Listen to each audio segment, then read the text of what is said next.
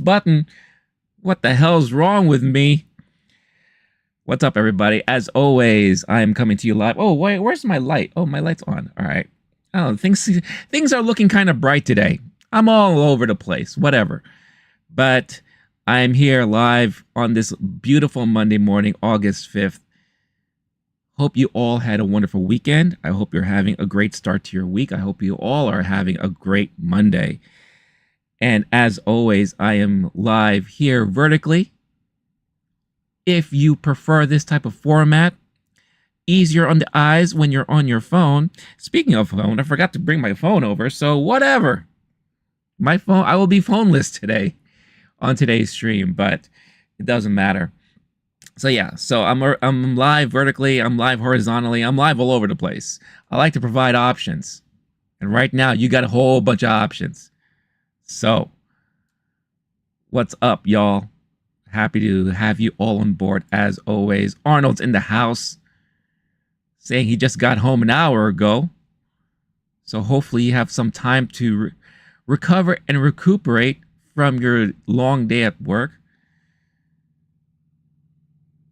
And again, I hope all of you had a wonderful weekend and all that. So what's on the docket for today's agenda? Got several things to talk about. As always, every Monday, we like to talk about the box office results from the past weekend. So we'll be talking about our box office. Deadpool and Wolverine continues to break records all over the place. We'll be talking a lot about that stuff. It is August.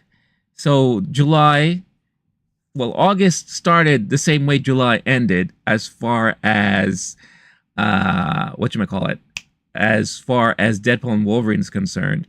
But I'll be going over and ranking my first-time watches of July, all the new movies I watch in July, just like I do every start of a month. So we'll go over some of the top movies that I saw during the month. Then, of course, House of the Dragon Season 2 ended yesterday. And it's got some fans wondering, was that it? Now we got to wait another 2 more years? Well, yes, you do.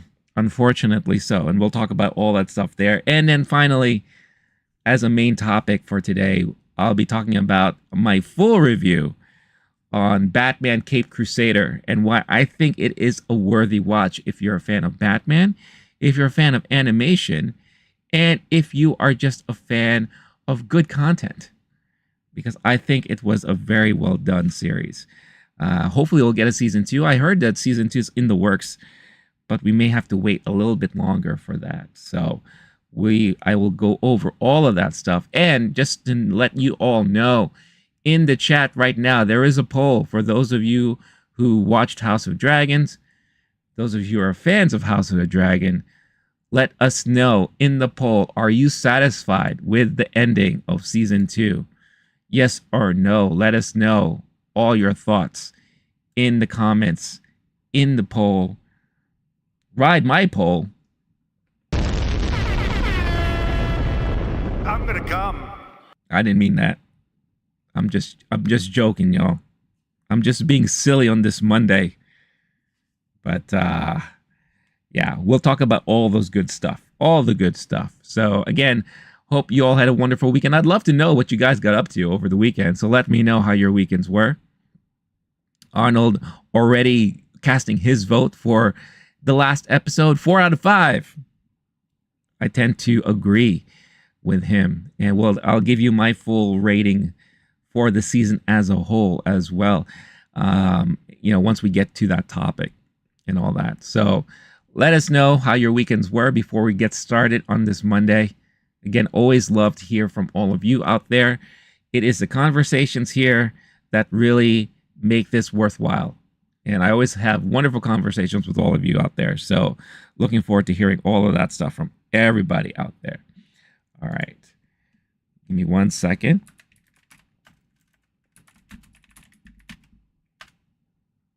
Just wanted to type something out so I could just remind myself on something. My weekend was pretty good. Nothing too crazy. A lot of just stuff I had to do personally. A lot of moving things around, all this kind of stuff I had to do. And it was, I'll be honest, it was really hot it's been very hot here in New York the last couple of weeks. So anything I can do just to stay out of the heat, keep cool, not move too much, you know, avoid heat exhaustion. That's basically what I was doing over the weekend. We also got a lot of rain. And sometimes the rain helps when it comes to the humidity and the heat, and sometimes it just doesn't. So we got a little bit of both this past weekend, where we got some rain and it helped for a little bit, and then we got a little bit more rain, and then it got humid again. So it is, yeah, it's just, that's how it is in the summertime here in New York City. That's how it goes. Hopefully it's not as warm as it is here where you are, but let me know how the weather is from where you are. Is it hot? Is it cool? Is it comfortable? Are you feeling comfortable? Do I make you comfortable? I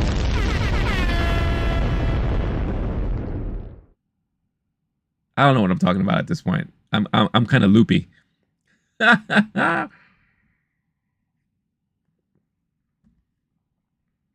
Arnold saying I look good. Thank you so much. I always appreciate that. Arnold saying it's 20 degrees over there where he's at. I again, I don't know the metric system, so let's see. Celsius to Fahrenheit. So, because you know us Americans are dumb. Oh, that's not bad. That's actually very comfortable where you are. Kevin Davis, what's up, Kevin Davis? Always happy to see you here. HBO needs big hit show besides House of Dragon and The Last of Us. They are struggling right now. I don't know if I would say they're struggling.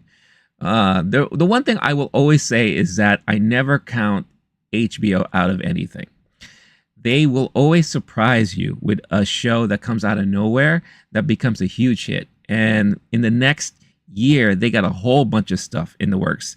One of the great things I loved about the beginning of House of the Dragon was they had a nice little teaser trailer of all the stuff that they're working on that's coming out soon.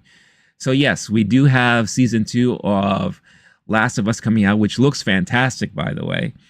Then we also have the Penguin series that also looks equally amazing. We have the new White Lotus season coming out. We have a lot of other different shows coming out. We have a new Game of Thrones spin-off coming out. Not to mention that they're working on 7 total spin-offs altogether. So there's definitely not going to be a lack of content on HBO. Whether or not they're all going to be hits, that's a whole different story. So I wouldn't say HBO specifically is struggling. Maybe Warner Brothers Discovery is struggling as an entity because of various different things. But I think HBO will always be your go-to and must-watch TV on a weekly basis, especially whenever a new series is out. So we'll see what happens. But my concern is that the amount of time we have to wait in between seasons for these shows, and especially with something like House of the Dragon just ending and ending on such a major cliffhanger, I think, waiting 2 years is very long. And as we saw what happened with the start of this season, it started off slow because I think a lot of people were kind of like I wouldn't say not anticipating it, but a lot of people waited so long that it took a while for people to jump back into it. But when they did, they did. And I think they were well rewarded when they did so. So Arnold saying House of the Dragon is one of the best series made recently, whether you like it or not. It's just fantastic. That's good to know. But I will say Arnold is a huge fan of House of the Dragon and Game of Thrones. But I don't disagree. It is a very good series. It is a very good series. And I don't know, this new one that they're coming out with looks very interesting too. I don't think it's definitely gonna be lacking dragons in that case. But I think maybe story-wise, it looks very intriguing to me. So we'll see what happens there. But a lot of good things to look forward to in the next couple of years, especially when it comes to TV. So there's going to be a lot of options for everybody. And like I said, HBO always has something up their sleeves.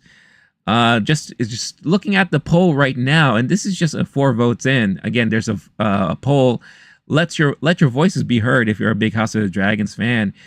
50-50 right now out of 4 votes, whether or not the ending of season 2 was satisfying enough for a lot of people. So that's very interesting to see.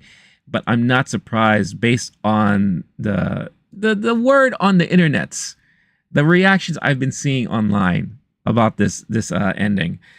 And I will say that I feel like it was definitely, we definitely felt the lack of maybe an additional episode or two. This season did feel short, and it did feel like it was shortened out of necessity, because again, they're trying to squeeze a lot of content out of one book, right? And I'll read an article that I just saw today, with the creator and the showrunners, and they're expecting to end this series after season 4. Now, again, 4 seasons out of one book, that's a lot to ask for. A lot of people gave Peter Jackson and all those guys a lot of crap about extending The Hobbit into 3 movies, which is kind of crazy, and I think we may be seeing some of the effects here, because you could definitely tell there were moments in this season where they felt they were stretching. It felt fillerish, even in one particular episode. And I would even say in this episode, you felt both great storytelling and then filler. Great storytelling and then filler. It kind of teetered back and forth. So, but again, we'll talk more about that in a little bit. Arnold saying the worst thing that could happen is that one of the main characters, something happens time because it's such a long time. Well, yeah, that's true, right? You never know what could happen to an actor, someone involved in the production. Especially when you're dealing with kids, because these kids grow up so fast too. I like to bring this up all the time. Stranger Things is a prime example of how waiting too long in between seasons can make something look weird at times when you're watching it. You're expecting to believe that these kids are still not even in high school yet, in the earlier seasons, but yet they look like they're so much older. And, that's one of the things I do fear going into this last season of Stranger Things, where everyone's just going to look like adults, but yet they're all supposed to be in high school. And it's going to throw off a little bit of the allure, a little bit of the imagination, I guess, sort of say. It's gonna be hard for me to be looking at 11 and looking at Dustin and all those guys and say oh yeah, these are high school kids, when they really look like they're in their 20s, maybe pushing 30s. So hopefully we can get this new season soon. But the way HBO works, they tend to take their time with everything. So we'll see what happens. Arnold saying the Thundermans 2. What Thundermans? What is that? I'm not sure I'm familiar with that, but let me know. Kevin Days, if DC Joker Folie do cannot make a profit for Warner Brothers, James Gunn Superman is not going to change anything at all. I wonder why you say that, because even though Joker is a anticipated movie for the year, I don't think they're expecting Joker to bring in such huge, big dollars to their pockets. One thing I will say is don't underestimate James Gunn. He has surprised us multiple times. And leading with Superman, who I think out of the overall DC universe, globally, I'm not just saying domestically and all that, but in a global scale, Superman is the most recognizable in the DC universe, and the one that I think a lot of people were just waiting and hoping for seeing more content from. So I think, regardless of how good or bad it may be, I think a lot of people are going to end up watching it. Whether it has long legs after that, as we will see when I talk about Deadpool and Wolverine, that's to be said. But that's all about the quality of how good the movie is. And who knows, maybe it can do good or maybe it won't. And if it does flop, if Warner Brothers sees Joker flopping and Superman flopping, well, then that's a whole other problem to have. And they're definitely going to be having a lot of other conversations as to what they should be doing after that, for sure. But we'll see what happens. Arnold saying a superhero series in the first seasons, the kids was so small, and now they are major adults, I guess you're trying to say. Thundermans. Is that a European show? I wonder if that's a European show. Thundermans. Let me know. Or something that maybe is not recent. Maybe it's an older show. Arnold saying he saw Deadpool and Wolverine yesterday. Arnold, what did you think? I'm dying to hear your thoughts about seeing it for the first time. What I will say is that it looks like, based on the box office, a lot of people decided to see Deadpool and Wolverine for the second time, maybe even for the third time.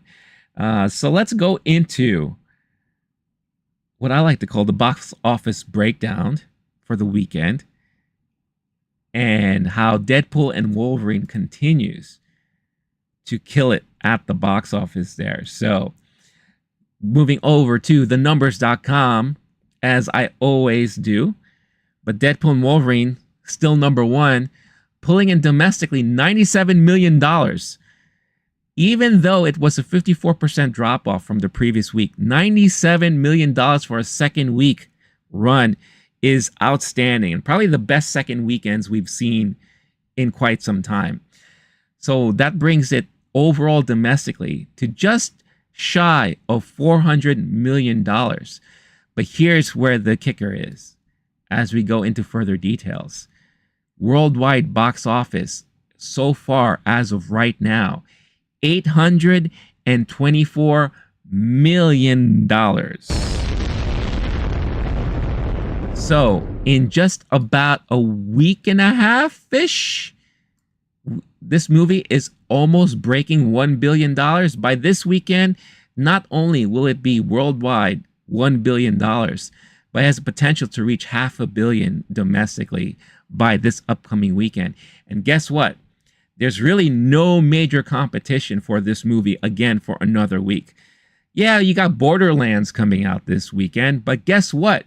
Borderlands may be a few years too late for that franchise, because Borderlands is not even part of the conversation when it comes to gamers right now. Maybe if this was 5, 6, dare I say 10 years ago, when it was still very fresh in everyone's minds, maybe that would be a great time for a movie like that to come out. Regardless of who's in it. You got one of my favorite actresses of all time, Cate Blanchett, in that movie. You have Ariana Greenblatt, you have Kevin Hart, you have Jack Black voicing the Claptrap robot, and you also have Jamie Lee Curtis. But I don't know. This movie for me looks more hokey and campy than anything. Maybe this is like a higher budgeted Uwe Boll type of movie. And I haven't seen it yet, but I will this week, and I will let you know by this Friday what I think about it. But I don't think it's going to pose much of a competition to Deadpool and Wolverine. So we'll see what happens when this weekend comes around. And the only other second movie that could do decently at the box office is Cuckoo, a brand new horror film. But that is so independent, so low budgeted, that I don't think it's going to make much of a dent at all this weekend. So we could be seeing, again, Deadpool and Wolverine be number one at the box office at the end of this upcoming weekend, making it 3 weeks in a row it being number one. How much money I'll pull in? Who's to say? We will wait and see. But like I said, Deadpool and Wolverine has broke so many records so far that the Hollywood Reporter here has a recap of all of the records that's broken so far.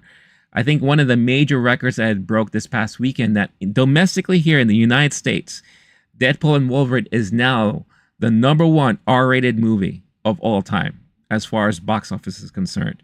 It has beat Mel Gibson's The Passion of the Christ in North America. So, I mean, that's a lot to say. Passion of the Christ has been number one as far as like R-rated movies for a very long time. That movie came out such a long time ago.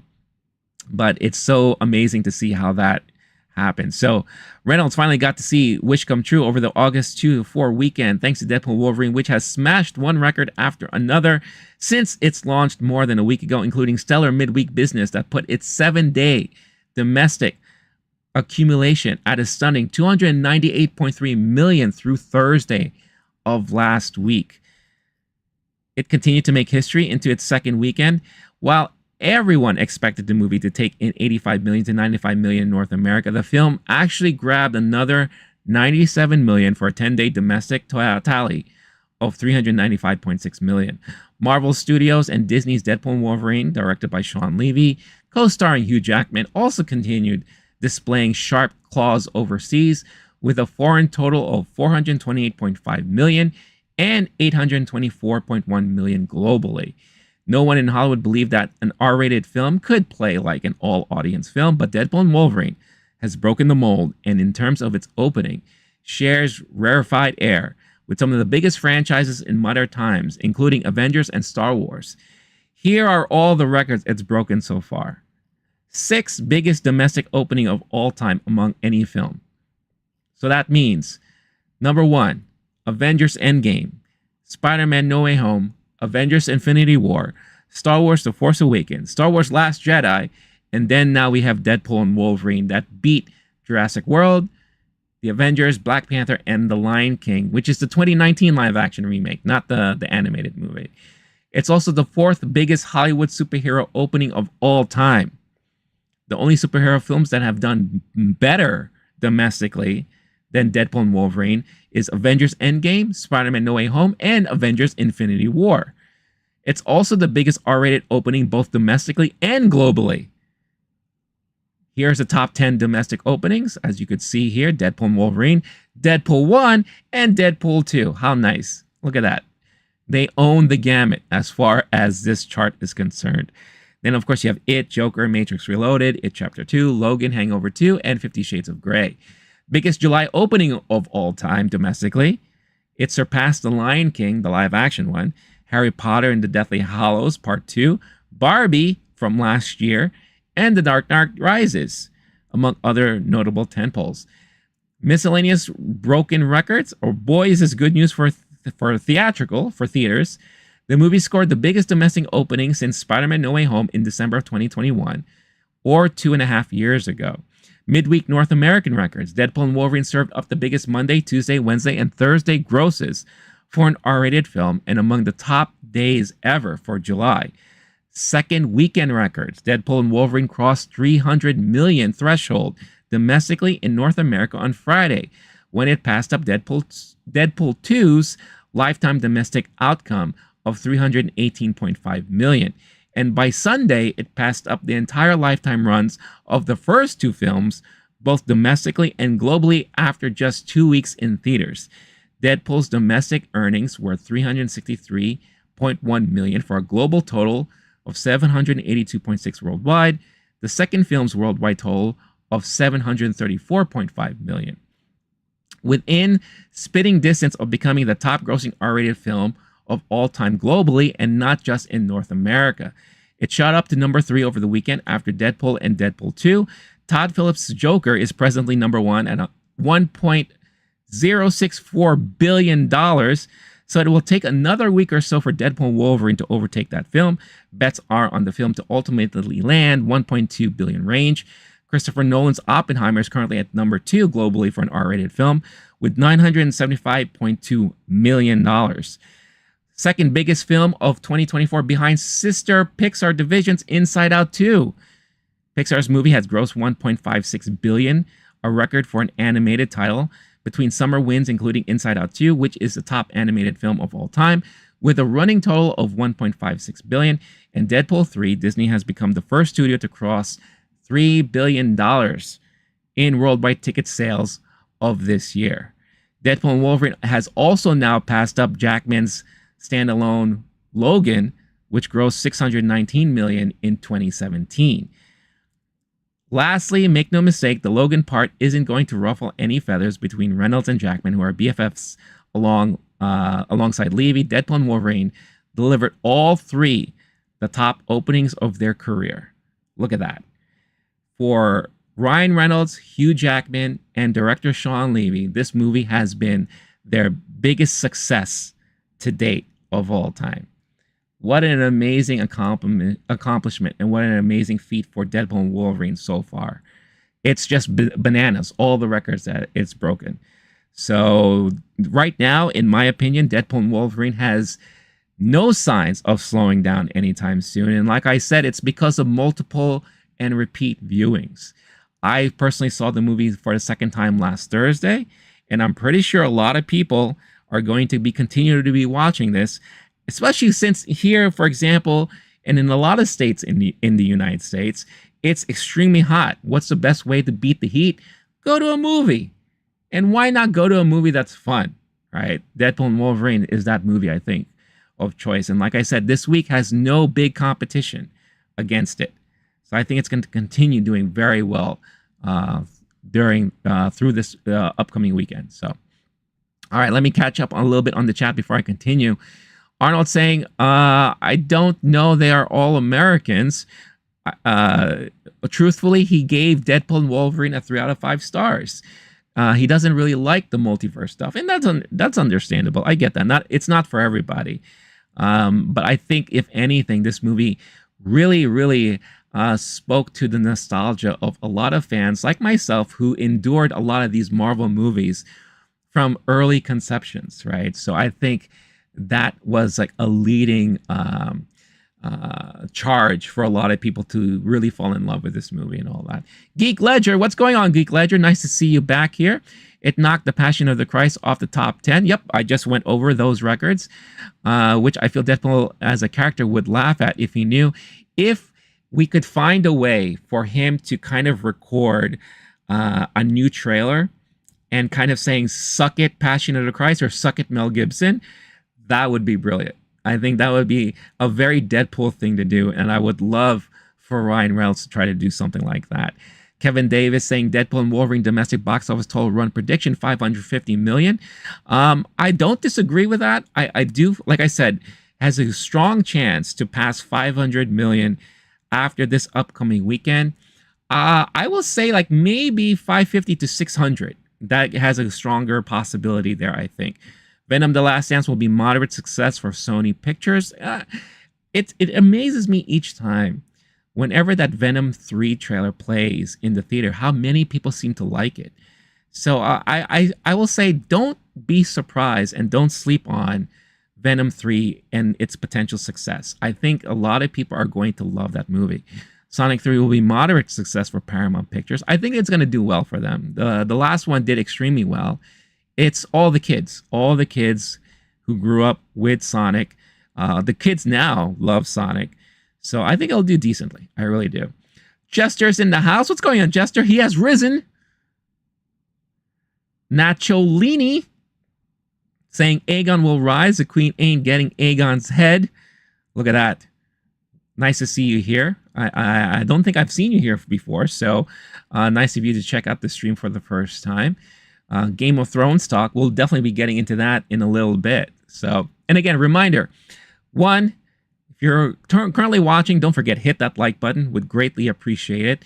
Everyone here watching will appreciate it too. And two, don't forget, cast your vote in the poll. Are you satisfied with the ending of season 2 of House of the Dragon? Let us know. From what I've been seeing, a lot of people have, it's been mixed. But I won't be surprised if more and more people say that they weren't satisfied. And if they felt like this last season was more of a cock tease. I'm going to come. So, Geek Ledger saying, I'm surprised that Inside Out has been out for months and it got more money this week than Harold and the Purple Crayon did, which just came out. I'm personally not surprised because, look, I could tell Harold and the Purple Crayon looked terrible just by looking at the trailers. The minute I saw that trailer, I was like, what is happening here? Why do we have an adult Harold? You know, are they doing the whole thing? Well, I'm an adult now and I still do this thing and we're going to play off of a parody and all those things. It just looked terrible to me. And I'm pretty sure when people saw it, they're like, yeah, don't watch this movie.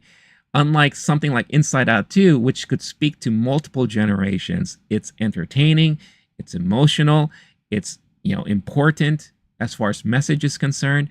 So I am not surprised, but it just shows you again the power of strong storytelling. And I think Harold and the Purple Crayon just ain't that strong, from what it looks like. I don't think I'll ever see it. So I can't judge it personally, and I'm not going to. But just saying, by the look of the trailers, I was just not interested at all, in the slightest. Jester saying, I've been amazed. I recently saw my highest rated movie ever, coming in at solid 9.8 out of 10. Donnie Darko. That is a classic right there, Jester. Did you just watch Donnie Darko for the very first time? That must have been an amazing thing for you to experience. Kevin Davis, I just watched Kingdom of the Planet of the Apes. Pretty good film without Caesar. Oh, absolutely. What I said when I reviewed that movie is that I was completely pleasantly surprised on how well they did that movie and how it made me look forward to this new version of the story post Caesar. They did a very good job, and again, the key that they did was that they made you care about a lot of these new characters, and I think they did a good job with that, which is very, again, storytelling. That's just how good storytelling can be. Kevin Davis, Moana 2 box office total run prediction, $800 to $1 billion. Moana 2 is going to surprise a lot of people. We're talking about the success of Inside Out 2. I think Moana 2 has the potential to not equal that same success, but to be maybe Disney's second highest grossing animated film of this year. So I think it's going to be a lot of people looking forward to that movie when it comes out. Jester saying, yes, it is the first time they saw Donnie Darko. I mean, also started high school, but isn't as important as Donnie Darko. Donnie Darko is indeed a classic, and I'm so glad you got to see that for the first time. That is definitely one of those movies that everyone who is a fan of movies, and especially when you talk about kind of like the horror thriller type of genre, that is definitely one of those movies you have to check out. So I'm very glad that you saw it and that you liked it too. Kevin Davis says Mufasa the Lion King office total run predicts is 1.1.3 billion. I think that's way too high for that movie. Even though the last Lion King did decently, I don't think a lot of people are eagerly anticipating this one. So we'll see. I think that's giving it a lot of credit, in my opinion. Geek Ledger saying, I also think Zachary Levi shot himself in the foot by leaning into the political commentary and alienated a lot of families who may have otherwise gone and saw the movie.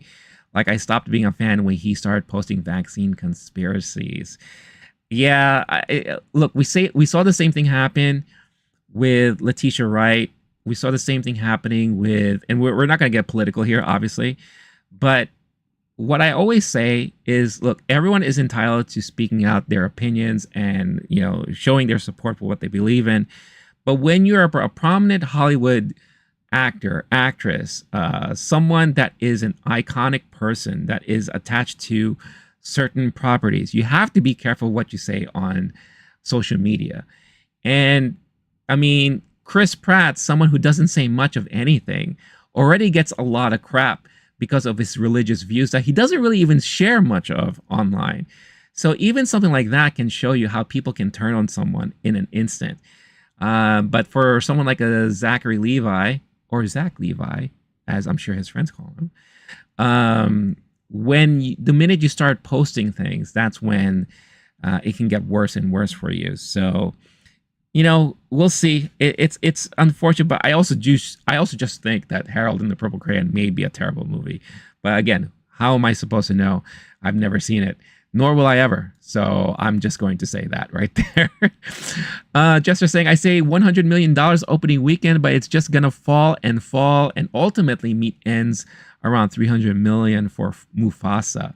So that is Jester's guess on Mufasa's theatrical run. That sounds a little bit more realistic to me personally. Again, when I saw The Lion King in 2019, I actually fell asleep during it because for me, it was, one, too much beat for beat the same movie as the animated film. But two, it's hard to show emotion on such realistic looking animals. It can't happen. I thought what they should have done, they should have gone a little bit cartoony with maybe a little animated, when it comes to emotions and reactions. Also, some of the voice acting felt flat. Beyonce. And it just was not, I don't know. I just didn't get the impact like I got when I saw the original animated film. And I thought it was kind of boring, to be honest with you. I thought it was like a missed opportunity all around. That's just me. So I think a lot of people who may have felt that way, like I did, may be going into Mufasa, even if they are planning to see it or not, and may be hesitant, kind of like I am. But we'll see what happens. We've been surprised before. But let's continue on with the box office outcomes here. In number 2, we have Twisters pulling in $22.8 million domestically so far, almost hitting $200 million domestically, internationally, and globally. Worldwide box office, $274.8 million. I think this movie may top at 300 to 350 worldwide, which is not going to be bad. That's actually going to be a big win for Twisters and Universal, because for bringing back something from 35 years ago, I mean, that is a long time. And I think right now, 30 plus years ago, I'm 35 might be too much, but an older franchise to do this well, I think it speaks volumes. So I think they did a good job there. The new movie that came out this past weekend is in third place, and that is Trap, M. Night Shyamalan's Trap from Warner Brothers, $15.4 million domestically. Not very big overall. Globally, worldwide, $20 million. I think it hasn't really fully opened in other territories just yet. But I think word of mouth may end up hurting this, because as you could see online, a lot of people were not thrilled with this movie, me included. I gave it a 3 out of 5 stars. I thought it was kind of hokey and lackluster, but the performance from Josh Hartnett was very, very strong. So if anything, if you want to see a great performance, see it for that. If you want to spend the money to see it, that is. In fourth place, we have Despicable Me 4. $11.4 million domestically, $314 million so far during its domestic run. Worldwide, $754.6 million, which is huge. I think that might top out at around $800 million worldwide. But I think this proves that Despicable Me is such a strong property. It's not going to go anywhere anytime soon. And here we go, Inside Out 2. Even though it just pulled in $6.7 million over this past weekend, it has done $626.8 million domestically so far, but worldwide, $1.5 billion. What a juggernaut this thing was. No pun intended for you Deadpool fans. But what a beast this movie has been for Disney, and I'm so glad to see it, because I think it was all well deserved. Harold and the Purple Crayon, as we were talking about that, the other new movie that came out, sixth place, only $6 million. Domestically and worldwide, $9 million overall. I think this is going to be a major, major flop for Sony Pictures and for Zach Levi. Long Legs has long legs for a horror film in its genre. $4.1 million domestically, $66.9 million so far domestically. Worldwide tally, $79.7 million. This is a huge success for this movie and for Neon, which is well-deserved because it was a very well-done movie. Another new movie that came out that I know nothing about, it's called The Firing Squad, $1.6 million domestically. A Quiet Place Day 1, which is now available digitally, so you're going to expect to see this fall out of the top 10 probably by the end of this week. Quiet Place Day 1 pulled in $1.3 million domestically, $137.3 million overall, with a worldwide tally of $258.7 million. I don't think it's going to hit that $300 million mark. Like I said, it's already available digitally, so I think that might hurt it. But a very well-earned box office there for this movie. And to round out the top 10, Bad Boys Ride or Die, which is also available digitally, not even hitting 1 million domestically. But let's look at its overall run.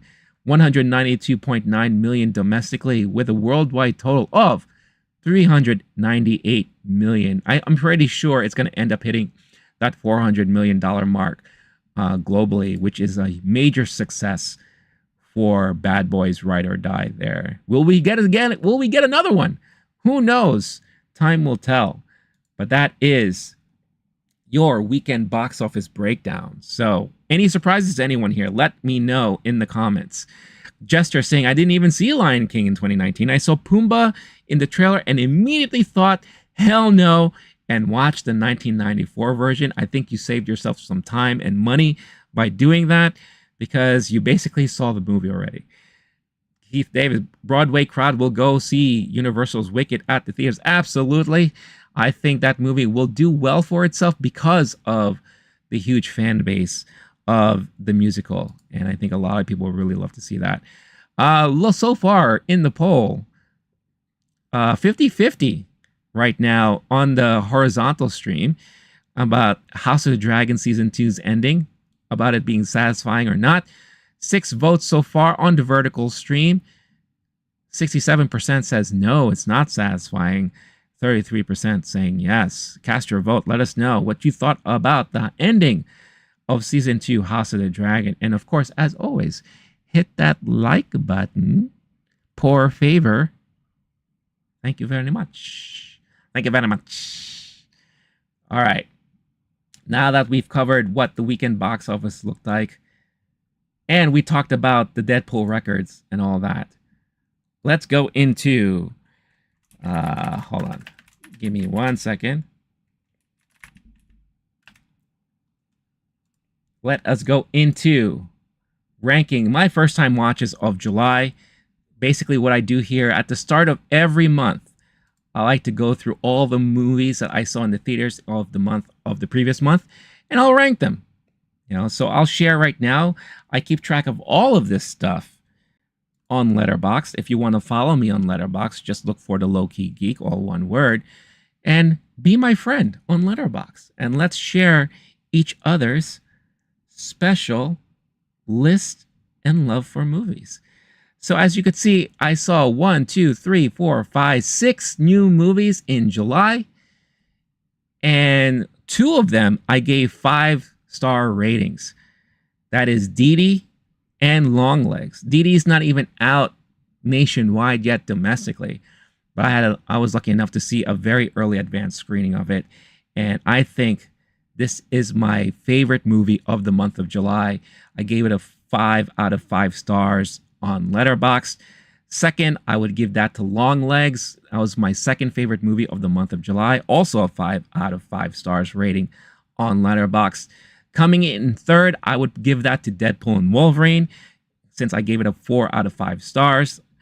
I would say the next to come after that would definitely be Maxine, the third in the whole X trilogy from Ty West under A24's banner. I gave that 4 out of 5 stars. Next, I would say Beverly Hills Cop, Axel Foley. I gave it a 3 out of 5, but I really thoroughly enjoyed it, and I thought I was pleasantly surprised by it. Really, I really was. And then last but not least, Twisters, which I gave 3 out of 5 stars. I thought it had that big blockbuster-like feel and appeal to it. I thought the chemistry between the main 2 actors there, Glenn Powell, and I forgot the actress's name, was okay, but the charm was missing. The same charm that I felt that Helen Hunt and Bill Paxton had, that definitely felt missing. And I really felt disconnected and not as well connected to a lot of the secondary and tertiary characters, the little groups. Unlike in the original movie, I felt so close to all the groups, and I really was rooting for a lot of those people. And here I was just like, if that person dies, oh well. You know, so I really didn't feel that, but I thought it was a well done job, like I said, of putting that movie together. So that's how I would rank my first time watches of July. Let me know in the comments right now, what was your favorite first time watch for the month of July? Right now, Jester told us that his first time watch in this month of August right now may be Donnie Darko, which is an amazing movie to see for the first time. So I'm very, very happy to hear that. And it's always fun to hear when people watch movies for the very first time and how they react to it. So much fun. Steve O'Brien, what's going on, Steve? How about talking about any film that shows a special bonus clip after the credits? What do you mean, Steve? Meaning the concept behind it? Should movies do that? What is it exactly you want to talk about? I'm curious. Help me elaborate, and then let's have a conversation. Kevin Davis saying the Penguin and Agatha All Along came will be coming out on the same date, September 18th. I didn't even know that. That's interesting. Is that let's see. Let's look at the calendar real quick. It is a Wednesday. Ooh, wow. That Wednesday's episode is going to be very busy for me because I'm going to have to make sure to watch both of those. I mean, I think the Penguin has a better shot of being the better series. I don't know, but that's going to be very interesting to see who's going to watch what.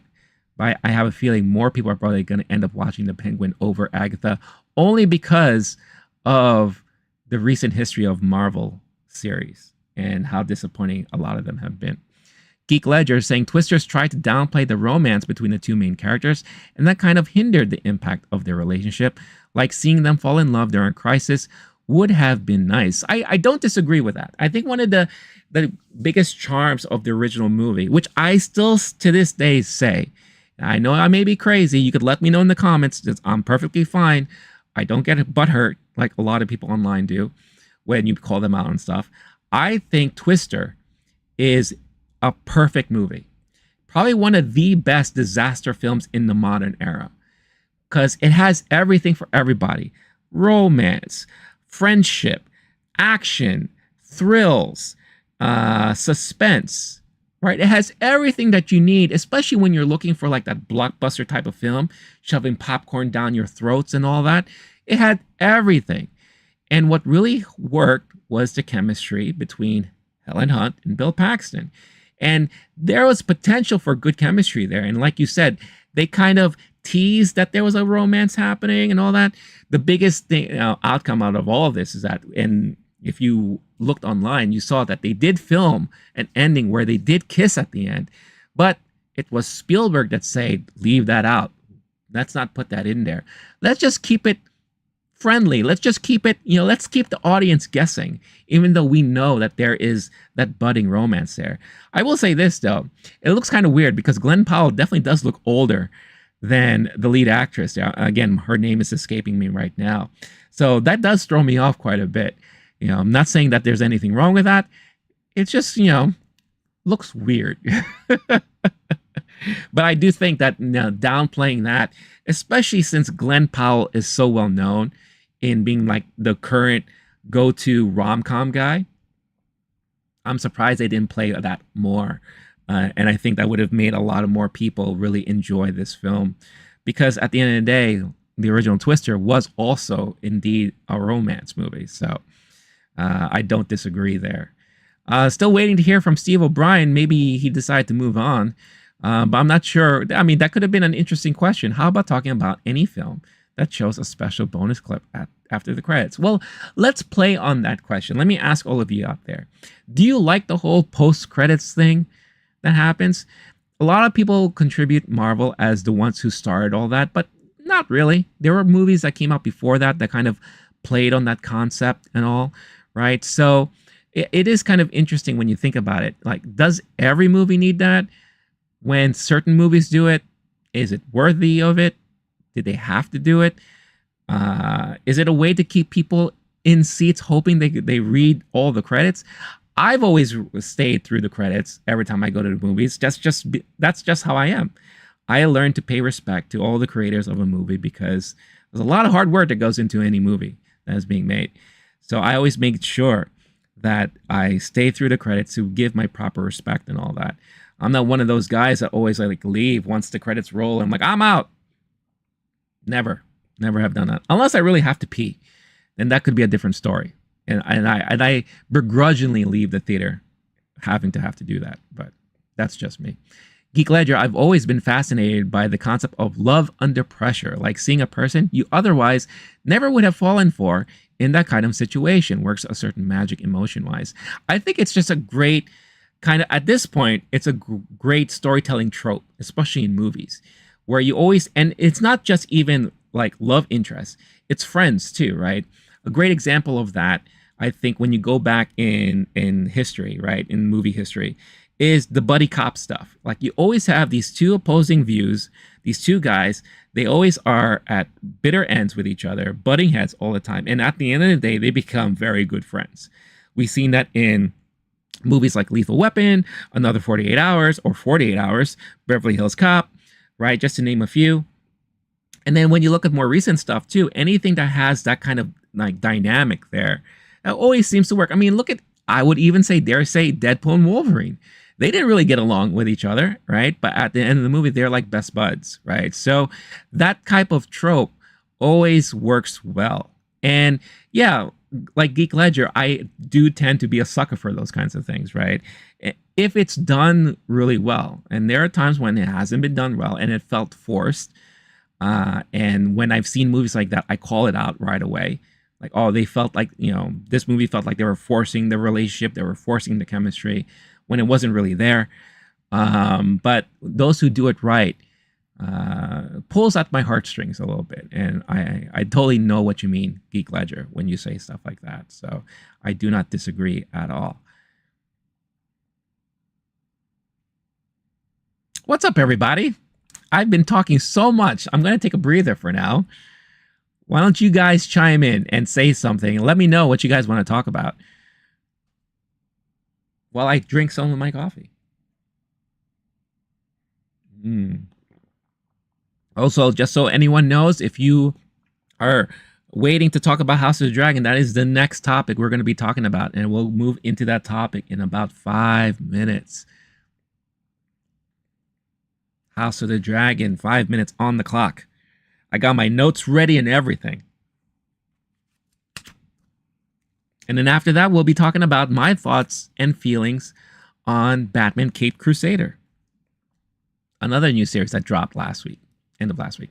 Steve O'Brien is back. So yeah, with like Deadpool and Wolverine, there were actually 2 bonus scenes. Being someone who is actually a filmmaker. Oh, that's awesome, Steve. Nice to hear that. If there's anything you'd like to share with us as far as films you've made, let us know in the comments. And actually went to film school. I say to watch the credits for the respect. I stay to watch the credits for the respect. Yeah, the same thing that I do too. Being someone who's actually... So I think what you're trying to say is that you think by putting post-credits scenes, it kind of forces those to stay for the credits, but it's artificial in a way. Is that what you're trying to say? It kind of sounds like what you're saying. Geek Ledger, speaking of forcing chemistry, Channing Tatum and Scarlett Johansson in Fly Me to the Moon had zero chemistry, in my opinion. Don't know who did their chemistry tests, but they shouldn't get a pay cut. They should get a pay cut. I have not seen that movie yet. It's funny because that was definitely a movie I wanted to see. Because, I don't know, for some reason, I thought that would be an amazing chemistry between the two. However, when I started hearing people who saw it saying that it wasn't working, it threw me off a bit. So I said to myself, I'll wait. I'll give myself some time to watch that, and I'll watch it from home. That sucks to hear. I mean, I feel like, because the premise of that movie itself is fascinating to me. Getting a PR person in order to hype up and protect the U.S. landing on the moon for the first time, with that idea and mindset of, what if it doesn't work? We need a backup plan. And I love like that whole thing behind it all. Interesting concept, but it's just unfortunate that it seems like it just didn't work. That's a shame. That's too bad. Too bad. All right, let me quickly check, since we're going to be moving into our House of the Dragon conversation. Again, there is a poll in the chat right now. Cast your vote. Are you satisfied with the ending of House of the Dragon Season 2? Let us know in the poll. In the poll. Whoop, whoop. You know what I'm trying to say. Steve O'Brien, but for those just wanting to know if there's a bonus after the credits, any film you watch in the theater that has one, let them know to stay or go if there isn't one available. So you're basically saying that if a movie has a post-credit scene, they should announce it. or they should have at least a teaser telling you, hey, make sure you wait. And then if it doesn't, let sure that audiences know, hey, there's nothing going to be here. So, yeah, I don't know. I feel like at that point, it's becoming a little bit too much like a Netflix thing. You know, the one thing I hate a lot about these streaming services is that when the credits roll, it immediately zooms out. And now it gives you that screen that has, oh, you could watch this or you could watch that, and da da da, blah blah blah. You know, what if I just wanted to see who voiced this, character, who sat and did this acting for this character? But you're forcing me now to have to go back, click on that box to expand the whole credits thing. Then probably I have to rewind and go back to look at things, and it's just very annoying. It's such a nuisance. And I don't think I would want my movie experience to be something similar to that, where it's like, hey, stay for the credits. There's going to be another scene there. But I don't know. That's just me. Jester saying they saw, wow, this is fascinating. Silence of the Lambs for the very first time in July. That is amazing. I'm so envious of you because that is such a brilliant movie to see for the first time. I'll never forget my first experience watching that in the theater when it came out. And my gosh, I had no idea what kind of ride I was in for. And that is such a brilliant movie. And yeah, if you had a chance to watch Longlegs, I'm sure a lot of that kind of reminded you of what you saw in Silence of the Lambs. So, all right, y'all. For those of you who have been waiting, like Arnold, let's talk about the season finale of House of the Dragon. So, I took my notes. The name of this episode was The Queen Who Never Was. A nice little throwback to good old Rhaenys. I also love that Corlys renamed his boat after her after realizing that, maybe he missed out on some quality time with his wife. Maybe he should have, spent more time with her instead of trying to be the person that he ended up being and trying to focus so much on his ego and all of his accomplishments that maybe sometimes you should have paid more attention to your lady. And I think he learned that after the fact, now that she's no longer with us, which is sad, but at the same time, it's very sweet that he's gone ahead and done that. But let me talk about this episode as a whole. And again, this will be not only a conversation about the episode, but as the season, the 8-episode season that we got.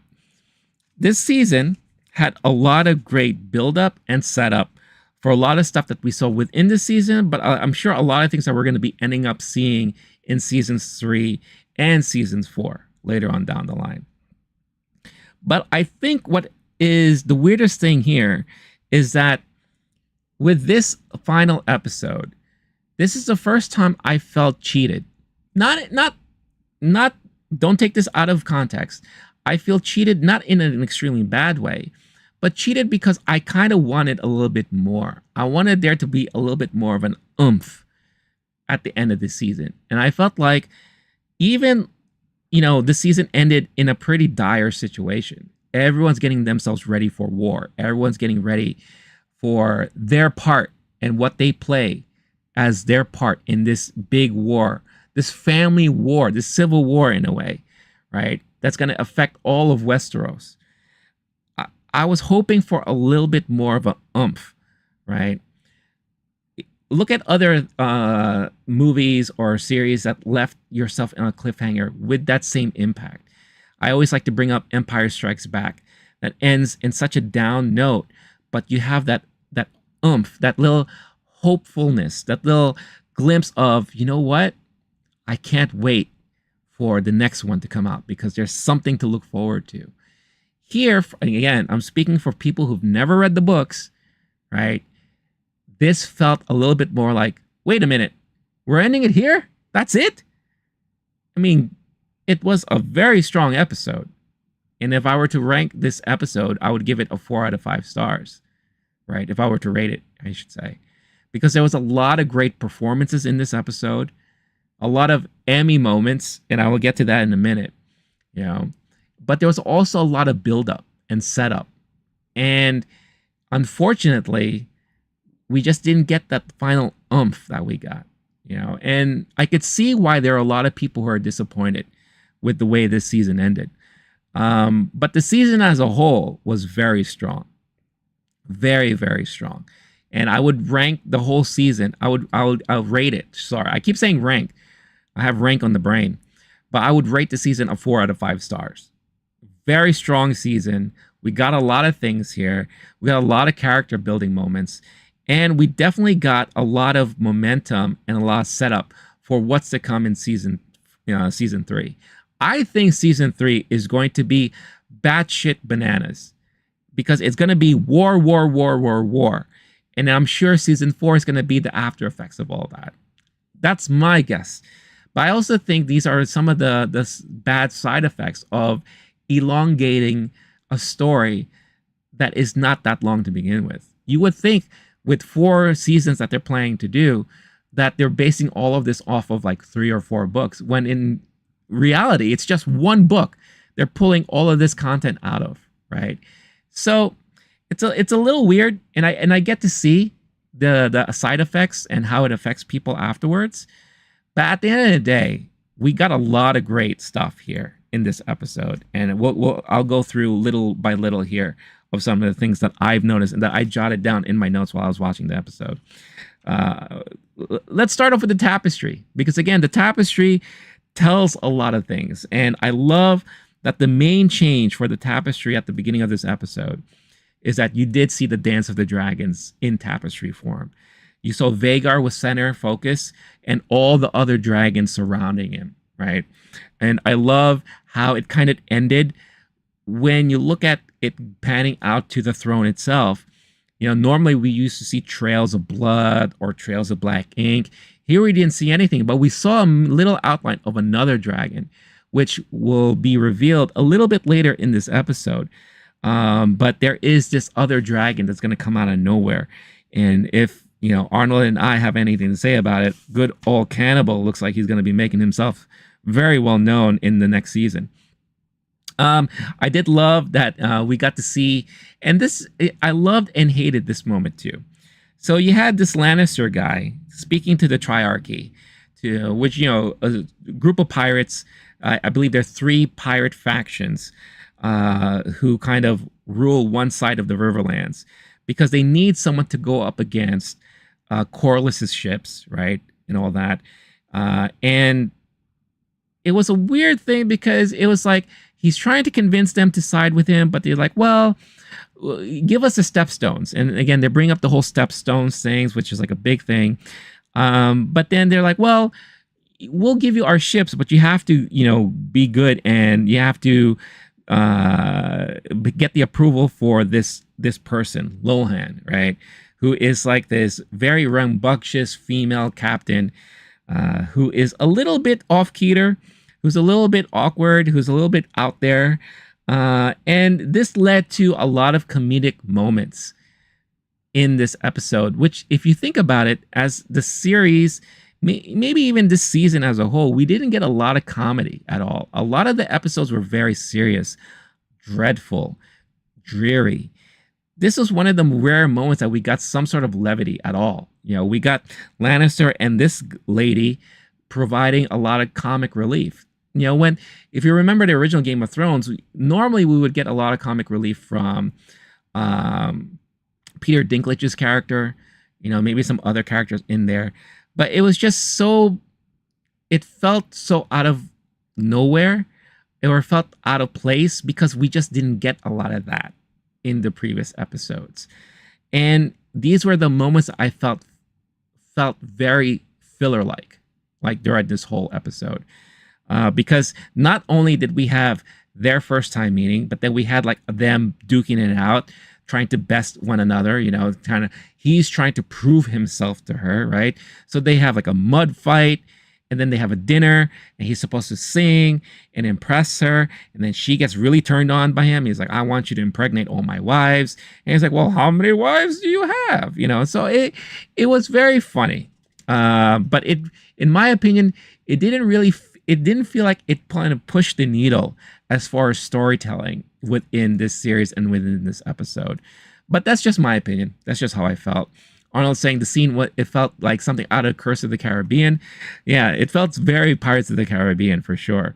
And then we get to see Amon.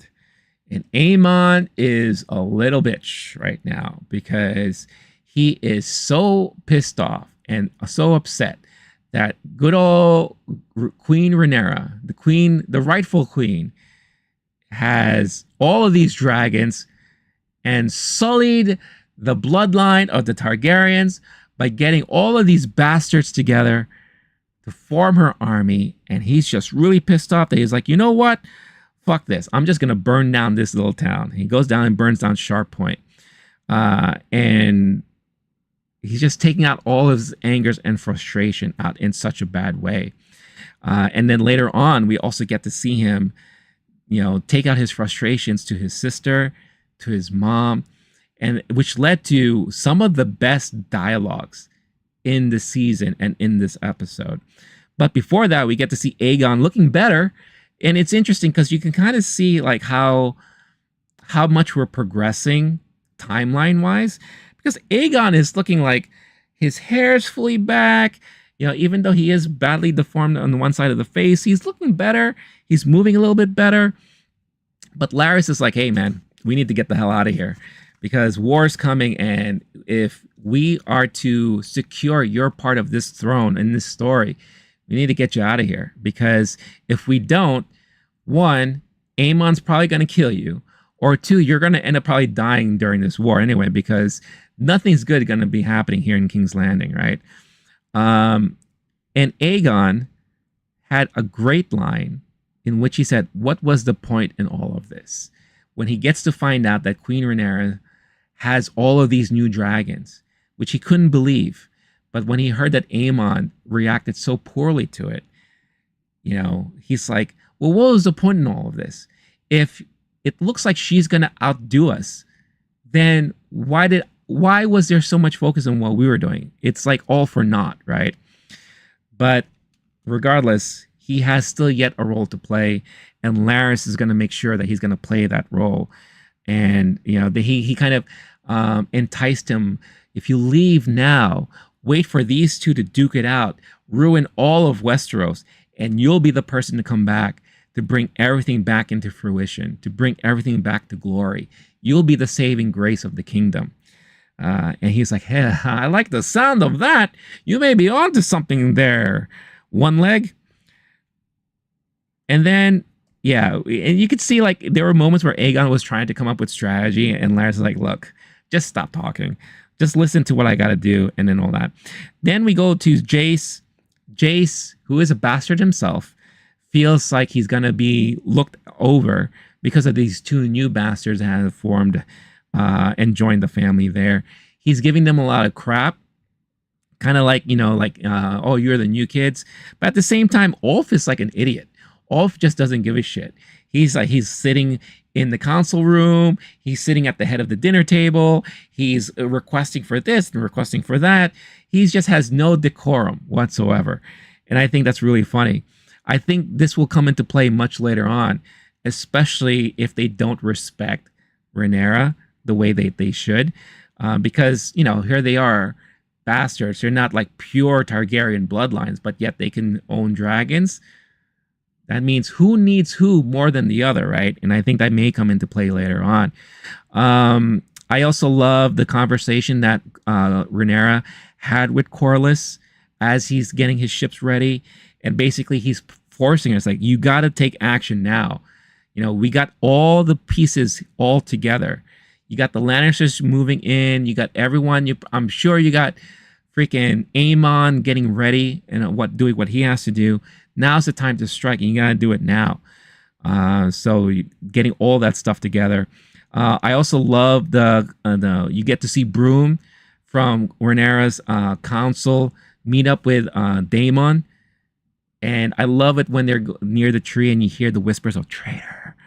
Because look what happened, right? He's basically saying that he's willing to drop his allegiance for Rhaenyra to go for good old Daemon. and be allegiant to him. Then we get to see, obviously, Aemon's constant rage causing all this harm to the common folk. You have Alicent, who's plotting to leave King's Landing and take her daughter with her.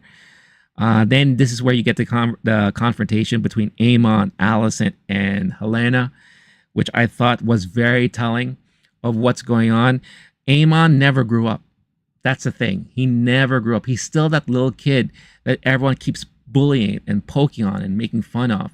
And as an adult, with the kind of quote unquote power that he has, he's, kind of stabbing back in such violent and dangerous ways that he has no idea what the consequences are going to be like.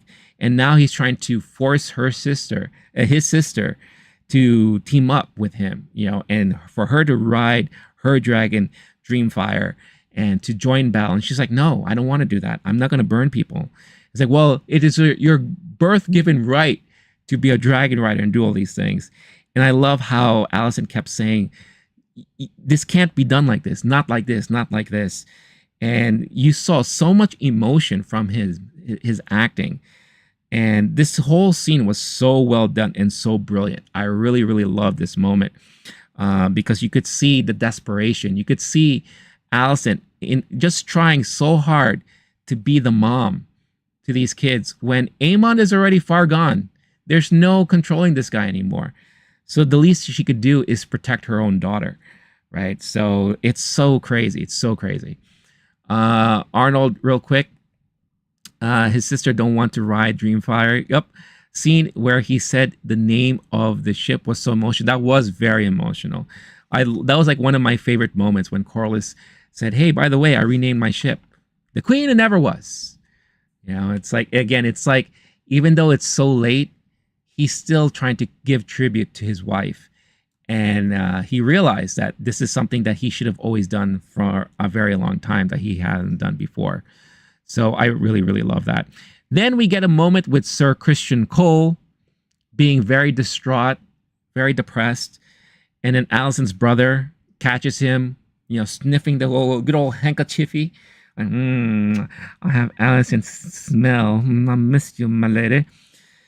And calling out and saying, oh, you are, you're defiling a queen or whatever. And he's like, former queen. But basically, we get to see where Christian's head is at right now. And right now, it's not in a good spot. He is on the verge of going into battle to his foreseeable death, the way he looks at it. And he has this one line that I literally had to stop and rewind and write down because it was so brilliant. It says, the dragons dance and men are like dust under their feet. As we saw when he first saw the dragons fighting together and the casualties of war happening around him, men dying, burning up, turning to dust, getting stepped on and all that. It's like there's no winning for men at this point. Like all of men who are part of this war will not come out of this alive when you have so many dragons battling each other in the sky. And it paints a very dreary picture. And I thought that was very, very powerful. That was a powerful moment when he was like hearing him just talk about all that stuff. Let's see. What else did I write down here? We see more and more Jace is just very upset about the new riders. Again, because he is a bastard too. He has this chip on his shoulder, and he just doesn't want to be overlooked. What if these two new guys who are bastards do better than he is? He doesn't want to be overlooked, and he doesn't want to lose that rightful heir to the throne after Queen Rhaenyra. The dinner scene is pretty funny and pretty telling on like the personalities in there. Ulf, I think, is going to be a standout moving forward. And then this is around the same time that she is being informed that Daemon has massed an army, and he may be a reckon. He may be someone to look to be careful with. So Rhaenyra gets good old who is it? Adam to ride their dragons over to Harrenhal to confront him. But before that, and this was where, excuse me, this was like a really great part of the show, where you have Alice who brings Damon to the tree. And we see the children of the forest running around. So you do know that she is working with the children of the forest there, which is, again, nice callback to Game of Thrones. But it's his vision that is an amazing callback to Game of Thrones. He sees the future. And what does he see? He sees the fall of the Targaryens. He sees the rise of the White Walkers, right? He sees the Third-Eyed Raven. He sees Khaleesi and her rise into prominence, right? And then he also sees eventually Queen Rhaenyra on the Iron Throne. And this was a turning point, I think, for him, because I think this was the moment he realized that everything that happens moving forward is not only going to affect him, but it's going to affect the future and the future of the bloodline, of their family bloodline and all that.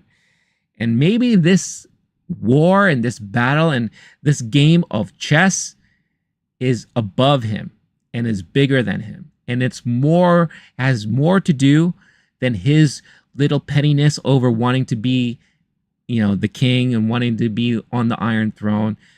It's all about how it's going to affect people in the future. And I think this is one of the reasons why when Queen R and Adam show up in Harrenhal and she sees the army that's amassed in front of her, and he steps forward and he pledges allegiance finally to her and loyalty. And they have a very cute, it's like seeing a couple that broke up and then they meet each other after a couple of months and they realize they did something wrong and they're trying to rekindle their relationship.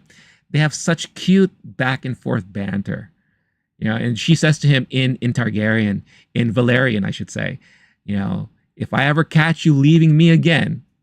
And he's like, hey, it didn't work the last time. Look where I am now and look what I'm doing right now. So don't even worry about it. I love that. And when she saw her, again, Emma Darcy's acting, her face acting is so good in this show. When she sees him rise the army up and have them cheer and chant for her, her facial expression was just like, wow, this is really happening. This may be in my favor. This may be good for me. It's so good. So good. It's amazing. Then we also see, again, another conversation between Helena and Aemond. Aemon's trying so hard to convince her. It's like, hey, you really need to team up with me because we need to take care of this. We cannot let our bloodline be sullied by these bastards. And then she looked at him and basically said, I know what you did to Aegon. I know you burnt him on purpose and you let him fall. And what I see for your future is a similar fate. Why should I follow you if you're just going to end up dying? And you said you could tell he's like, ooh, he's trying so hard not to probably knock her out or say something bad. But he's like, I could have you court-martialed or I could have you hung for this. And she's like, I don't care. It's not going to change the outcome of it all. So this is kind of like a warning to Aemon. Don't do this. Don't continue down this path because it's not going to be good for you, right? So I love that. Then this is the one, I circled this as the one Emmy moment of the episode. The conversation between Corlys and Alan. Oh my gosh. This was amazing because Corlys, in his way, he's trying to finally be a father because he realizes, again, very late, that he should have done this the whole time. He should have been doing this the whole time. And he hasn't. And when he says, I'm just trying to help to Alan, wow, did Alan fire back. And just like, where were you when I was starving as a little boy? And I used to see you parading down the streets with your other kid and your wife. And I'm just there trying to earn a living and trying to make enough so I could feed myself. Where have you been this whole time? You know, it's a little too late now for you to be my father. You know, I will do what I need to do, and I will command your ship and all that. But outside of that, basically, leave me the fuck alone. That's basically what he's saying. Such a powerful conversation, such a powerful moment between the two. Great acting across the board there. It's amazing. We got to see Cannibal. Arnold, I'm sure you are very happy to see that, but we got to finally see Cannibal. Will this little lady who's dying so hard to get her own dragon, will it happen? Will she be able to tame good old sheep stealer? I guess we'll see in season 3. But I love that we got a little tease of that. We got a little tease of all of that. Of course, Queen Rhaenyra is doubting the wars because she is hesitant and causing so much pain and damage to the common folk. You know, she wants to avoid that as much as possible. And then we get the surprise moment of the episode where Alicent shows up. She makes her way to Dragonstone and she has a meeting with Rhaenyra. And the last time they met, it didn't go well. This time you see Alicent is she's given up hope. She's given up all hope. She has been ousted pretty much from her home, from all authority, and all she wants is to end things as much as possible. And she comes up with this plan, you know, and tells Rhaenyra, she's like, look, Aemon is taking Vhagar to meet up with the Lannisters. That means my daughter will be temporary person on the throne. That is your chance to come over and claim the throne. We won't put up a fight. And you can end things there. And that's it. Done and done. And it'll be quick and easy. Nothing else needs to be done. No unnecessary deaths across the kingdom. Blah, blah, blah. And of course, Queen Rhaenyra is like, yeah, she's like, yeah, right. You're going to make it that easy for me? By the way, I hope you know, because of all of this stuff that happened, the minute I do get my hands on that throne, Aegon's head is off. I need to claim his head. Are you going to be okay with that? And you could see Alicent was she's playing all the different scenarios in her head right now. And she just looks at her and just nods her head. She's basically giving in and just be like, yeah, this needs to happen. I don't want this to happen, but there's no other way. And we need to make this happen quick. So that was an amazing scene. Let's see. I was writing so many moments during this. It was just amazing. Let's see. And yes, Alicent agrees. Amazing emotion and performance by the two. That's one thing I wrote down, because this may very well be the last time they see each other. Who knows? Because as we saw, as the episode is ending and you could see everyone's gearing up for war, right? You got the bastards suiting up.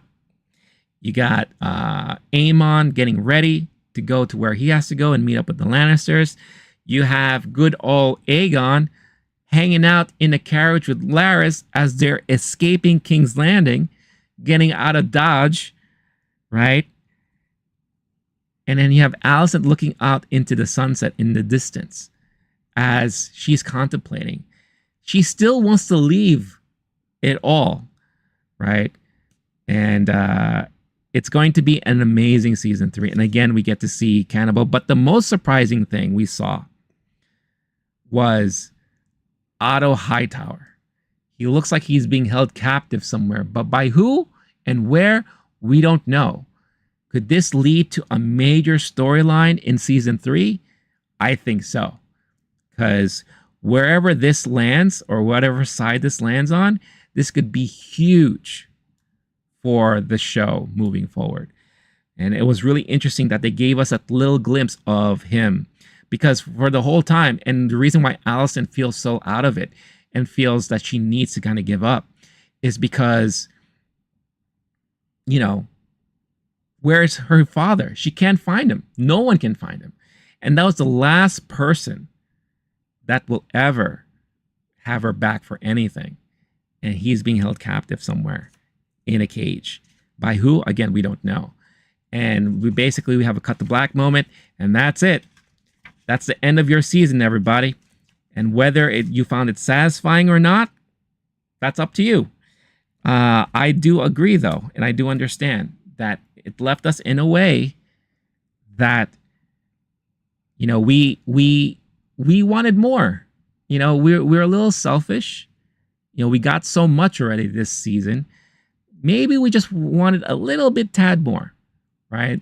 And I think that's one of the things that this thing suffered from. It's because last season it was 10 episodes.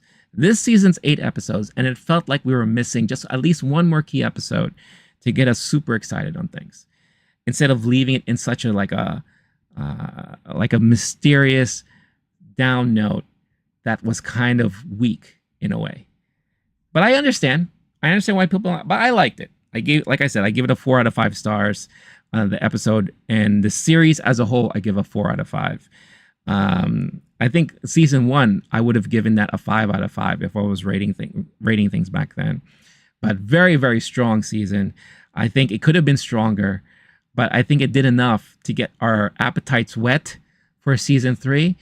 But unfortunately, we have to wait 2 more damn years for this season to come out. So I can understand why everyone's upset, because that is a long time to wait for stuff that we just want to see this war already. We want to see the dragons battle it out. And I don't blame people. So yeah, so I'm curious. Let me know your thoughts in the comments on what you thought of this season. Again, there is a poll. Yes or no, was season 2's ending satisfying? And I think right now a lot of people are saying no. And again, I understand it completely understand it. All right, let me get back to some of the chats. Arnold saying, do we really wait 2 years to know how it all ends? Unfortunately, we do. Steve saying, I haven't seen the show. Can you give me a reason to watch it? I also haven't seen Game of Thrones. I'm a bit, and Steve continues to say, I'm a bit apprehensive, as I had heard so many people say they were so pissed and disappointed at the ending and how they did injustice to the series. I'm sure you're referring to Game of Thrones there. And Arnold is giving his 2 cents about the series as a whole. It's hard for me to say, Steve, because again, I don't know what your tastes are. I don't know what kind of things that you like. But I will say this. This is not Game of Thrones. House of the Dragon is not your typical fantasy kind of storyline. It's not your typical sand and sandal type of show. It's very different. It's very different from Lord of the Rings. It's very mature, very adult. There's a lot of backstabbing, intricacies, politics. There's a lot of supernatural stuff in there from time to time, and there's a lot of family drama. So it is probably the best way I could describe it. It is a fantasy soap opera. Fantasy as far as like King Arthurian type of fantasy. I think it's very well done. I think it is some of the best writing as far as shows are concerned. Now, for Game of Thrones, I enjoyed all the seasons, even though I do agree that the last season was a little bit lackluster. But I never read the book, so I have nothing to compare any of this stuff on. I still, for the most part, enjoyed everything. And I think those who were disappointed are people who are major fans of the book, because what happened is that in Game of Thrones, they ran out of book. So the creators had to kind of create their own ways forward for the last 2 or 3 seasons, I think, because they ran out of books. George R.R. Martin still hasn't completed the series yet. He's still in the middle of writing stuff. So I think that's why a lot of people were disappointed, because there was expectations being had. There was stuff that was kind of veered away from the books, and people who would think like, oh, George wouldn't have written it this way, blah, blah, blah, this and that. For House of the Dragon, all of this is based off of one book. Again, I never read the books, but I think right now it's been very loyal so far with some changes here and there that doesn't really affect things overall, but it does still continue the intrigue that Game of Thrones have, in my opinion. So it's all up to you. If that sounds like something that you find fascinating, or if it's something that you've always thought, I'm curious about this, but I'm a little scared because of what people say, give the first season a chance. What I always do with any series that I come across, I give it the 3-episode test. If after 3 episodes I'm fully locked in, then I'm going to watch the rest of it. If after 3 I'm not, I'm probably never going to go back to it. And I think with Game of Thrones, you may get locked in even after the first episode. Because another thing that they love doing in this show, whether it's Game of Thrones or House of the Dragons, they subvert expectations. What you think is going to happen may not always be the thing that happens. So they love to kind of throw a lot of monkey wrenches. They love to throw a lot of wild pitches at you. And for the most part, it works. Mostly. And then sometimes it doesn't. But that's all up to you and how you take it and all that. So that's what I'll say about the shows. And it's really up to you as to if you want to see it or not.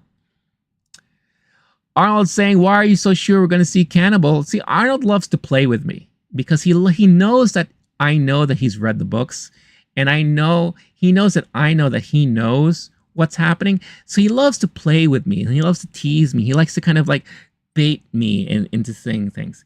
I'm just basing things off of what I'm seeing on the show. In my mind, it makes sense that what an amazing twist for someone who hasn't been able to get an ownership of a dragon, to get one of the wildest dragons out there to be hers. I just think that would just, in storytelling, that would be fantastic. That would be amazing. If I was a writer, I would do stuff like that. That's how I would create intrigue and fascination and big surprises. That's what I love to see. And if it doesn't happen, then I'm sure something else will happen, right? And something else will become about. But think of it this way. Could you imagine, again, let's say we're deep in the battle, we're deep in the war, and the dragons are fighting off Vagar and they're losing. For whatever reason, they're losing, right? Maybe Aemon has help from somewhere, or whatever the case is. And just out of nowhere comes this crazy wild dragon that's not afraid to eat other dragons. Comes into battle to help clean up and help out the cause. How amazing would that be? It's going to be like one of those like rah moments that you will get from a show. One of those like red wedding type of moments, So that's just what again, it's all speculation. At the end of the day, that's what we do a lot of. We speculate, we anticipate, and we see what happens. Just like you say, you will see. And yeah, I will see when season 3 happens in 2 years.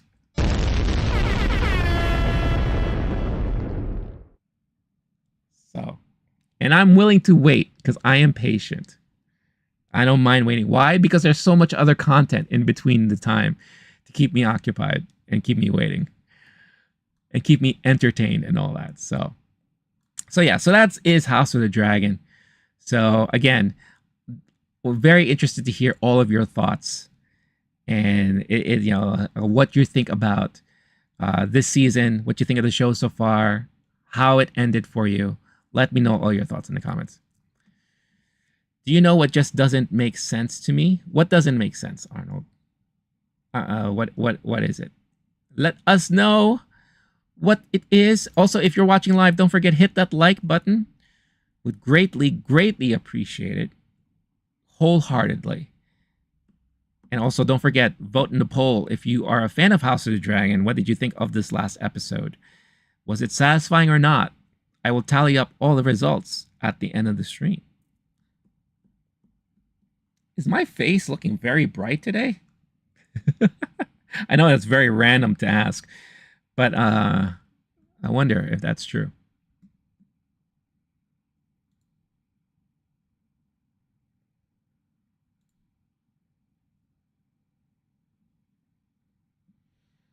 just taking a breather, catching up on comments and all that. So definitely throw your comments in there. Let us know what you think about everything I talked about so far today. And as always, I always appreciate the conversations, and I appreciate everyone who shows up for the streams. Always very happy, always very grateful for all the support you guys have always given me. Big time, big time, big time. Also, let me know, have you guys been watching the Olympics? Because I can't seem to stop. I've just watched almost everything at this point. I can't help it. I love the Olympics. That's one of the reasons why I had to delay the stream today, because I wanted to make sure that I saw the final gymnastics day.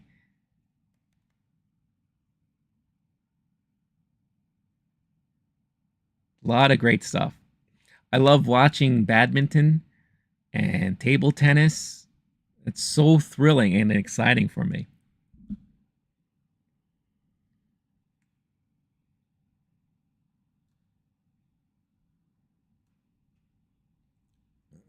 Ooh, excuse me. You blew it! Wow.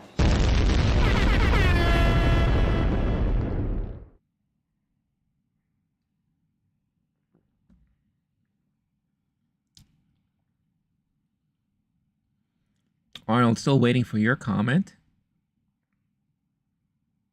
The last major topic of today, I will be talking about Batman Caped Crusader, which is a new show, new animated series that dropped on Amazon last Thursday, I think it was. I finally had a chance to watch all the episodes, and I want to give my final thoughts on this series as well. So if you have watched Batman Caped Crusader or watched any of the episodes there, let us know in the comments.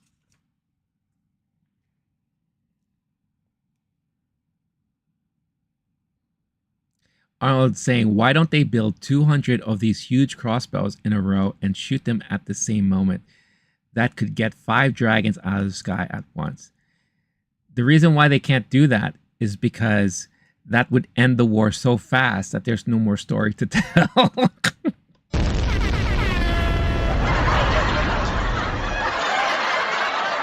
Because you would think that makes perfect sense, right? It's like, hey, if we're dealing with dragons, let's build these giant, crossbows that are supposed to kill these dragons and take them down. We saw it happening in Game of Thrones, right? And how effective they are, right? So yeah, why don't we build at least, maybe 200 is a lot. 10. Let's build 10 of them, right? The best shot they got in taking some of these dragons down. So you would think they would have thought of that, but again, if that's the case, there wouldn't be much story to tell, and there won't be much dragon fighting. It would be too easy, and it would make the series a lot shorter than it is now.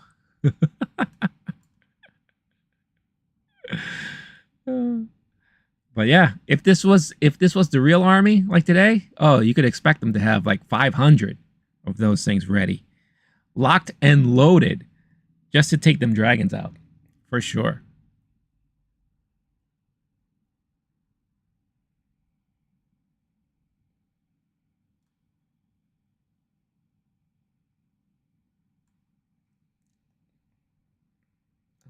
Huh?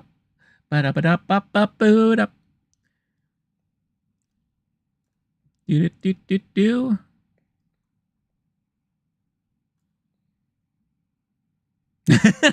Yeah, Arnold. Yeah, the war would end, and then they all have to sit at a table and eat a bunch of cheesesteak sandwiches.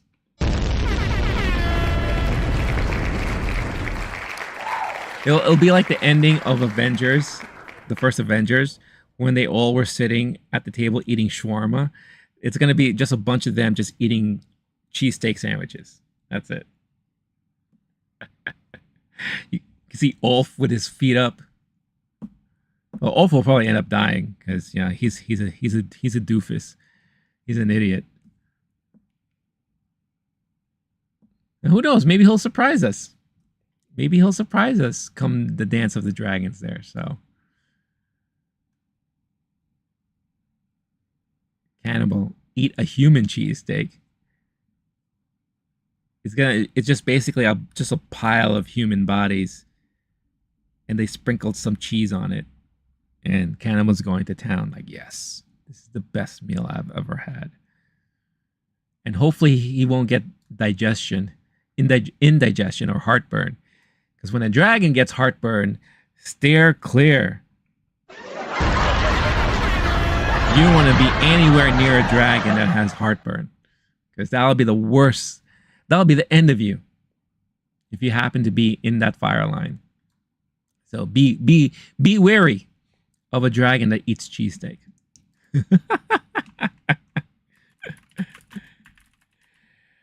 All right, let's go dive into our last topic of this stream, and that is Batman Caped Crusader. So Batman Caped Crusader is a new animated show that landed on Amazon Prime. It's funny too, because you would think a show like this would have been on Max since it's Warner Brothers, but licensing and all that stuff, it's so weird. But I was a huge fan of the 90s Batman animated series. I think still to this day, it's one of the best animated series ever during my era. And it led to such brilliant storytelling, brilliant character development, some amazing moments, well-written episodes.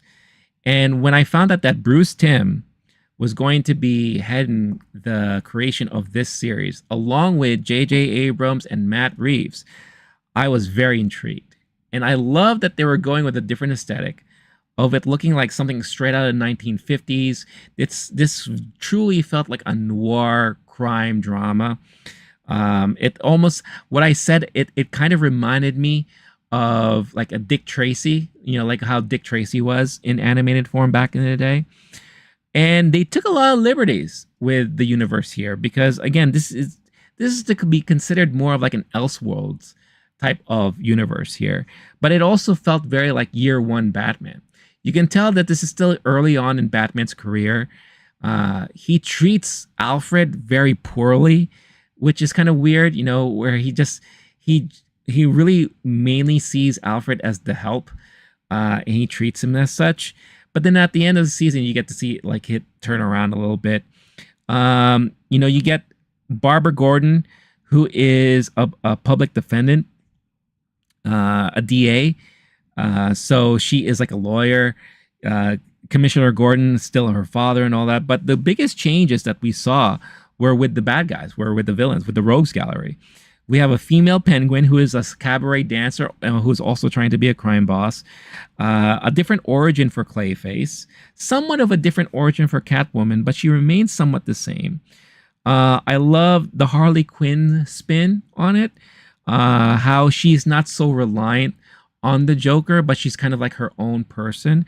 And how she is really primarily a psychiatrist turned bad in a way. And who is like kind of corrupt. I love that they brought other characters from like older series back, like King Tut.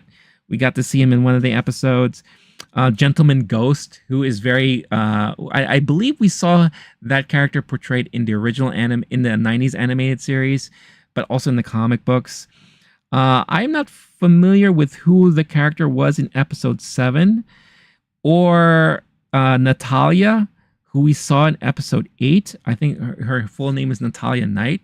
Not so very familiar with her characters, but I love that we got to see Firebug in a different way.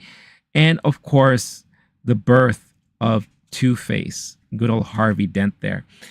So a lot of interesting takes on these characters and how they play out in the series. And when I first started watching the first 2 episodes, I was a little bit concerned because it felt like they were approaching it as your villain of the week, where every episode was just going to be, this is the main villain of this week, and this is the main villain of that week, without any ongoing storyline or plot line that will carry through the rest of the season. But all that really changed in episode 3. And when you get to the final episode of this season, you really start to learn and you really start to find out that they've been setting up this whole story arc since the beginning. And the major story arc of this season was the rise and fall of Harvey Dent. And I love the way they handled it. And I love the way how you saw him trying his best to campaign to be like this big public defendant, district attorney, big important part of Gotham City, and him having to have to do the bad things in order to get votes and get his way and get funding, and how it all stabbed him in the back later on, and into him turning into the Two-Face character that we know him to turn into, and how it was a very tragic change too, how you really felt it from beginning to end. And it was so interesting how they did that.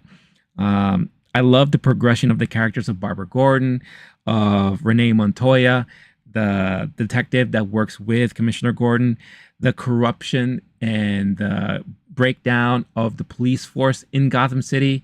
I love how they, kind of explored all of that. The crime syndicates, run by, who is that? Rupert Thorne. I love how they portrayed all that. Again, Bruce Wayne and how he's learning to deal with his notoriety and public service and becoming Batman and trying to gain favor and trust from Commissioner Gordon and from like the Gotham PD and all that.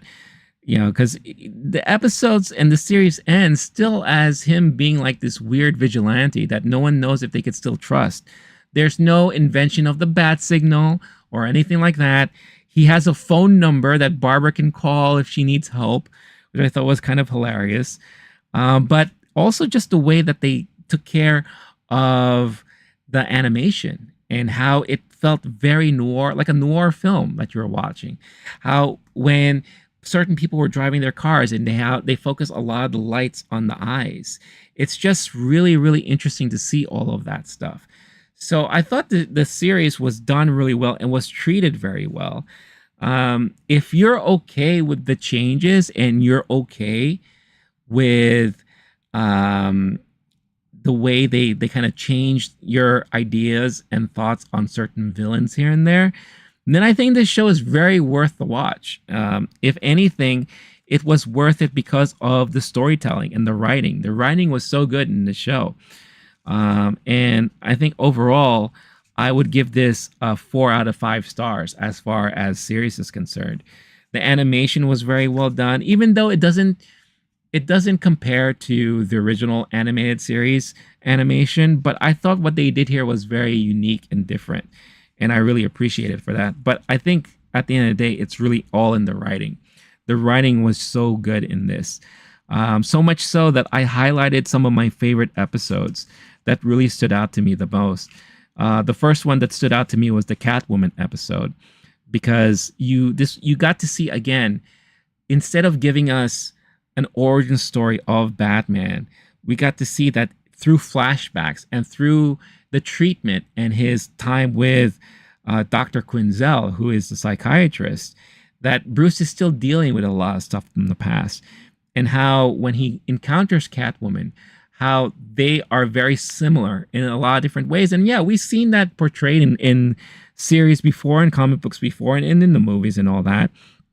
But I love how it meant something, and that there was like a good character development between the two, and how it was very relatable for both of them, and how they approach society and they approach life and all. You also got to see things from like Alfred's perspective, which is something that we never had a chance to do. So it was a very, very well done story. And then the episodes after that, episode 4, it was so interesting to see how Batman is seen as a freak, right? And how they had to get this task force in order to take him down. And we got to see basically a different story of Dr. Quinzel and how she became Harley Quinn, because she is trying to reform her patients in a very violent and kind of like humiliating kind of way. But what made this more interesting is that there's a friendship between Quinzel and Barbara Gordon, and with Renee Montoya in the mix, how you kind of have like this like romance budding between Quinzel and Montoya. But you also got to see the corruption within the police force and how that affects everybody. It's so interesting to see all that written out and how the story they're building on the characters that we're being introduced to a point where we care about them too, so that when the turn happens, when we really get to see Harley Quinn be Harley Quinn, and she had to like turn her back on everybody and to kind of get away and escape. She left Renee Montoya basically on her own, kind of just like, oh, I'll meet you there and all that. And then she, sorry, I have to go, but I'll find you and everything. And you got to see her kind of like heartbroken because of all that. It was just, again, so much good writing. Episode 7 was another favorite of mine. And this is the one where we get to see basically them putting a hit on Commissioner Gordon, but then it turns out that the hit was really put on Barbara Gordon because of all of her work as being a public defendant, a DA, district attorney, and how, again, the corruption and how strong the corruption was within the police force and working with the criminals to kind of like take this person out. Just so much good stuff. And I also love the character arc of Harvey Dent as a whole. So just really, really good writing. I highly recommend this series. Give it a shot. Just because you hear that, oh, the Penguin's a female, don't let that distract you from enjoying a series like this, because I think the series is just really well done. Now that I have had a chance to see it from episode 1 all the way through to the last, it's worth the watch for sure. And I can't wait for the next season. But it looks like we're going to have to wait quite a bit for that to happen. Because the creator spoke about it today. And there's an article that dropped about the length of time that we may have to wait for another season for this. But yeah, I'm curious to hear your thoughts and comments if you had a chance to watch this or not. Because I do think it is a very well done show altogether. Arnold, I'm just catching up in chats now. I'm so sorry. I see you have to go. But thank you so much. I will check you out next time. Again, thank you so much for the kind words. He also says, guys, 11 people are on the stream, but only 5 likes. Come on, support this man. I appreciate that, y'all. Again, if you have a chance, hit that like button. We'd greatly appreciate it. Scorched, what's going on, Scorched? House of the Dragon was unsatisfying. Again, I'm not surprised people feel that way. I do feel like this was just a lot of buildup and setup for a season that we have to wait so long for. So I totally understand that altogether. I do. I understand. All right. There are 2 articles I do want to read. Since we were on the topic of Caped Crusader, there's this article about the future of the Caped Crusader. And this one says, don't expect Caped Crusader Season 2 anytime soon.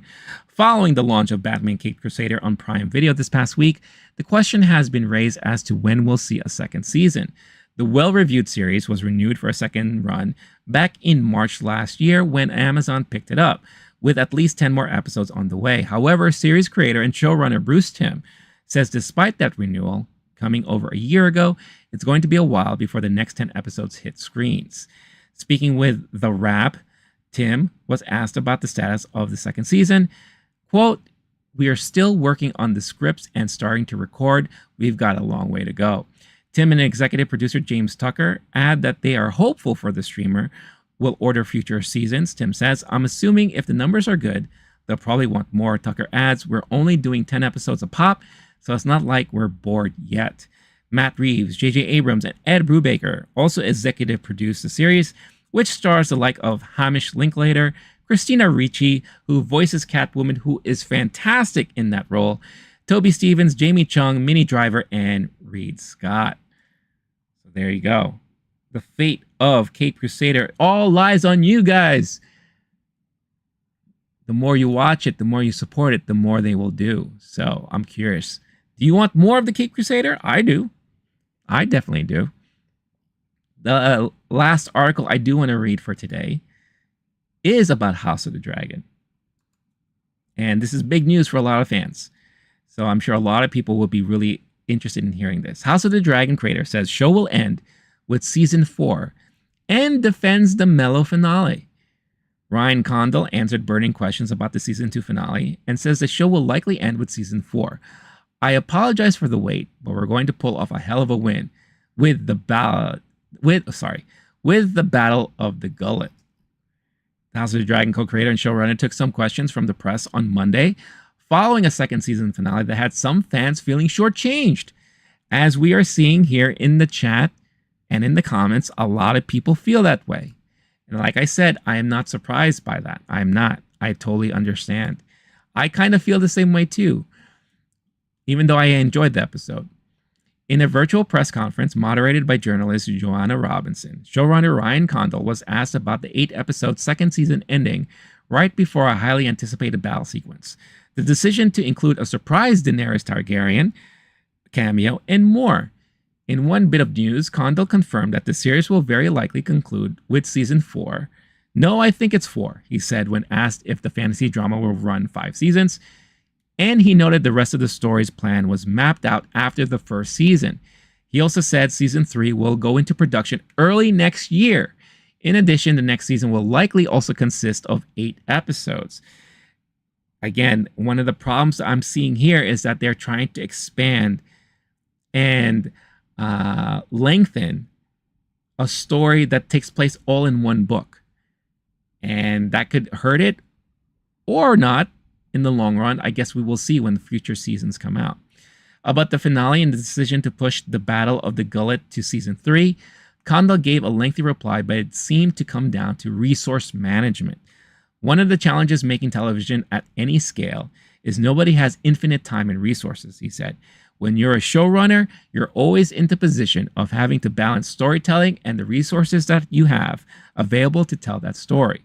One of the things that came into play in season 2 is, what is the final destination of the series and where are we going? It was a combination of factors that led us to rebalance the season, knowing now where we're going. We wanted to rebalance the story in such a way that we had 3 great seasons of television after season 1 to round out and tell this story. When you're trying to mount the show, which requires a tremendous amount of resources, construction, armor, costumes, visual effects, we are trying to give the Gullet, which is arguably the second most anticipated action event of fire and blood, trying to give it the time and space that it deserves. He continues, we are building to that event that will happen very shortly in terms of the storytelling, and it should be the biggest thing to date that we've ever pulled off. We just wanted to have the time and the space to do that at a level that is going to excite and satisfy the fans in the way it's deserved. We also wanted to build some anticipation towards it. So I apologize for the wait, but with the team that we have together, we're going to pull off a hell of a win with the Battle of the Gullet. Another question about the decision to have Daemon Targaryen see a vision of Daenerys Targaryen in the finale, and why not say Jon Snow? Does this confirm Daenerys was the fabled prince that was promised, and why there are so many nods to Game of Thrones? Quote, House of the Dragon is a prequel to a famous story, one of the biggest, if not the biggest, television stories of all time. There needs to be some interconnectivity. And because so many years have passed, there are really no characters that would be alive from our time period that exists in the subsequent series. So we were always looking for this interconnectivity between the two. And the story of the Targaryen dynasty, which is the height of the Targaryen power in terms of this Shakespearean tragedy we're experiencing in the Dance of the Dragons. The dying of the dragons, we don't know how exactly the events will play out in this history. But we do know at the end, there are no dragons left in the world until they are reborn to Daenerys. The thing we are very interested in as storytellers is the ideal of how prophecy and these messianic ideals that we always see in stories like this, in Harry Potter, in Star Wars, there is a chosen one who is going to save us from everything. The Lightbringer, the prince who was promised. How those ideas are interpreted in George's world, which we all know from his storytelling that he has taken us through to date. That these things are very rarely black and white, and one thing or the other. and often can be cautionary tales for how ideas like this are interpreted by people in power. He continued to say that remember that Game of Thrones, A Song of Fire, A Song of Ice and Fire, House of the Dragon, in many ways, are warnings about the perils of power and people in power and absolute power, and the reason there are no Jon Snow was. The connectivity for us is specifically in and around the dragons. The connectedness between his family and the family to come. We know who Daenerys is watching that image, but Daemon has no idea who that is. That could be his future daughter with Rhaenyra for all he knows, right? So for that reason, I think it was important that it was Daenerys, the image. We are not trying to make any kind of specific interpretation of a prophecy that has yet to be revealed by its author. That is George's space to tell the story. Now, this article also says that for the book readers, Condell was asked whether Rhaena has assumed the character of Nettle's storyline from George R.R. Martin's Fire and Blood book. Quote, I think that's a please stay tuned and keep watching the story, he said. I will say we love Rhaena as a character, and we've really done a lot of legwork to set her up from the beginning as somebody in this Targaryen household who does not have a dragon, and we see how powerful an idea it is. We've seen how the Aemon's character, somebody that grows up in a family, even at the time of peace, when you don't have a dragon, how it changes how you're identified, even within the family, and how desperate Rhaena is for that sort of self-identification as a dragon rider, and is willing to go to fairly dangerous lengths to try and see that realized. He's alluding to Rhaena again going off into the wild lands to try to find this wild dragon, who I believe is cannibal, sheep eater, whoever you want to call it. We're providing the television version of one objective truth of this history, and anybody who reads the book is free to interpret it however they want to. But there is a whoever wrote this is wrong. But there are a lot of paths to interpretation through this, and I think the Rhaena story, as we're seeing it unfold, is potentially one of those interesting interpretations that we have to offer. And I would just say that we don't do any of this stuff lightly. There you go. And that's how the article ends. So a lot of stuff to look forward to as far as this series and show is concerned. And I think at the end of the day, basically what he's saying is you're all just going to have to wait. Like, we understand your frustration and how this season kind of just ended and left you hanging there like the cat on a rope. Hang in there. You're just going to have to wait and see for season 3. But I also understand, too, he wants to give proper time and attention to one of the biggest battles that they're claiming coming from the book. And maybe he felt it would have been cheating if he included some of that, part of that at the end of the season. Maybe, I guess we're just going to have to wait and see till season 3. And how much trust have you built in the fan base to want to actually be patient enough to wait for that? Time will tell. But like I said, from what I've been seeing here in the chat and in the poll, a lot of people have been feeling unsatisfied with this kind of ending that we got. And I understand. I've said this over and over again throughout the stream. I understand why people feel that way. Yeah. So that is House of the Dragons. Again, as I'm seeing here in the stream, out of 10 votes on the vertical stream, 60% said they were unsatisfied with this ending. Over in the normal horizontal stream, I'm seeing, again, 67% saying no, they were not satisfied with this ending. So I get it. I get it. I totally understand it. Yeah, and like I said, there was a part of me that felt the same way too, even though I loved so many things that happened in this episode. I totally get it. And that's a long wait. You're asking the audience to wait 2 years at the very least for this next season to come out. It's a hard ask for a lot of people who mostly, not saying a lot of you guys here, I'm saying there's a lot of people in the fan base, in any fan base, who wants that instant satisfaction. They want that instant gratification. And they're not getting it right now. So they're just going to have to wait. They're going to have to be patient just for a little bit longer before they get some of the biggest media stuff from the book. So there we go.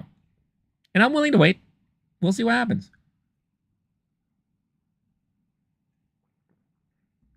We shall see what happens. But again, I'm curious. Let me know all your thoughts in the comments here. I'll be live for like another 10 minutes. So I'm down and open to talk about anything and everything. So hit me up as long as it's on topic.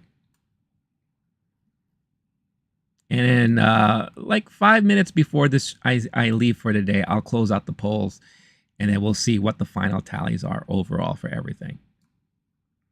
Yeah, we will do that. And I will quickly look to see, because I don't have my phone on me, if any interesting headlines have come out worthy to talk about. And again, I'm open. If you guys want to bring up any kind of topics, let me know. Always happy to talk about anything, as long as it's pop culture, movie, TV related. I always have to put that out there, if you know what I mean. Also, let me know how you all doing. It's Monday. I hope where you are right now, it's not extremely hot and sweltering like it is here today, or basically like how it's been for the last couple of weeks.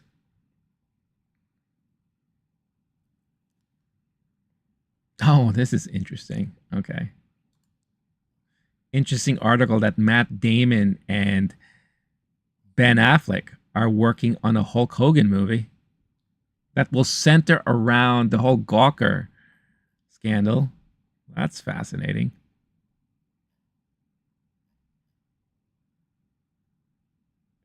Oh, this was kind of sad to hear. David Lynch, his health, he's not doing so well health-wise. So I'm just reading this quick kind of write-up here. David Lynch has shared an update on his health and career after reports that he is likely going to be retiring. I am filled with happiness and I will never retire. I want you all to know that I really appreciate your concern. This is because I believe, hold on, let's see.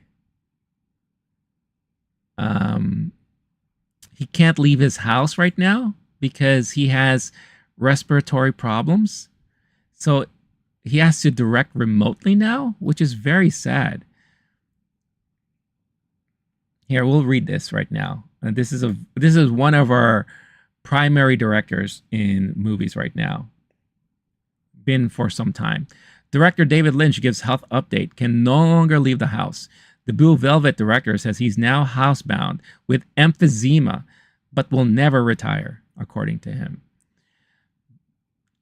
I've gotten emphysema from smoking for so long, and so I'm homebound, whether I like it or not, the 78-year-old Lynch told Sight and Sound via The Independent.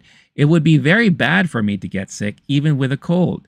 The director added he can only walk a short distance before running out of oxygen. Lynch noted he's unlikely to direct a film again unless he could shoot a film remotely. I would do it remotely if it comes to it, he said. I wouldn't like that so much. But on Monday, the director added an update after reports, including this one, noted that the update means he's likely retiring from directing, and he sought to reassure his concerned fans. Quote, ladies and gentlemen, yes, I have emphysema from my many years of smoking. I have to say that I enjoyed smoking very much, and I do love tobacco. The smell of it, lighting cigarettes on fire, smoking them, but there is a price to pay for this enjoyment, and the price for me is emphysema. I have now quit smoking for over 2 years. Recently, I had many tests, and the good news is that I am in excellent shape except for emphysema. I am filled with happiness, and I will never retire. I want you all to know that I really appreciate your concern. Wow. That's crazy. That's sad too. Hey, look, I was a smoker. I wasn't what you would call a heavy smoker. I used to smoke. A pack would last me sometimes almost a week. But I have been smoking off and on since I was in going into high school. So very young, very middle teen years, right? But as of what is it? I have been smoke free now for about a year and a half. And I'm glad that I finally did it because I've tried quitting in the past. And what I do is I always quit cold turkey. I don't use any patches. I don't use any gums. I just stop, right? And when I went back, it was because of some sort of life-changing moment that had me stressed out, depressed, right? Finding ways to kind of deal with the stress. And smoking was always an easier like escape for me. It made me feel good, especially after drinking or eating. But I knew I couldn't sustain that for a long period of time. And towards the end of 2022, I was starting to feel like I wasn't enjoying smoking anymore. Like it was too much of a bad habit and it felt like a bad habit. So in January of 2023, I quit again. This was my third or fourth attempt trying to quit. And I'm happy to say, since then, I have not really touched a cigarette. I say really because there was one time, I think in February or March of last year, that I had one or two cigarettes when I was hanging out with friends. But I've never bought another pack, and I've been pretty smoke-free for a year and a half. But I do smoke something else from time to time.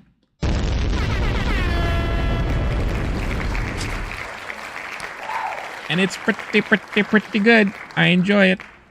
I will say I do enjoy it.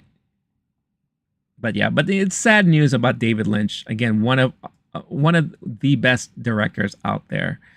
So to hear him suffering health-wise, that's really sad to hear. So, all right, let's see if anything else stands up here. Stands out, I should say. As far as news is concerned, let's see. Oh, that's good to know. Until Dawn movie is filming. Gus Van Sant may be the director of the Matt Damon and Ben Affleck Hulk Hogan Gawker movie. Huh, interesting.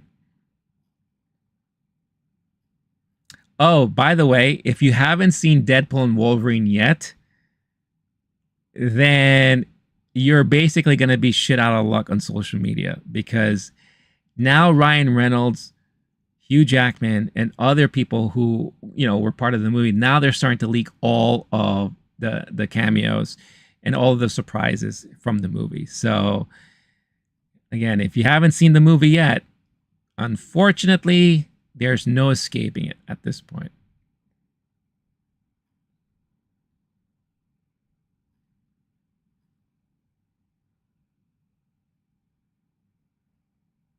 See, I'm just looking at other headlines. If there's anything worth talking about.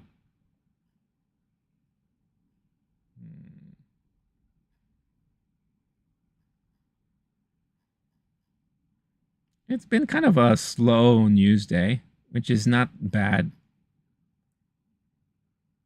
I'm trying to see what else is worth talking about.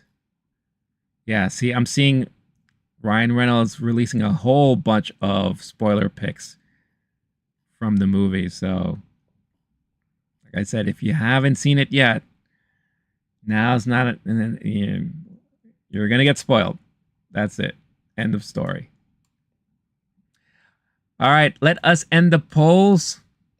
I'm gonna end the polls here. And let's look at the results here. So in the vertical stream,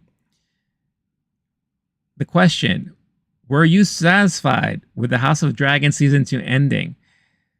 60% of you said no, 40% of you said yes. Over in the horizontal stream, we have, has it refreshed yet? But a very similar outcome too, I will say. And when that refreshes, I'll make sure to share that with all of you.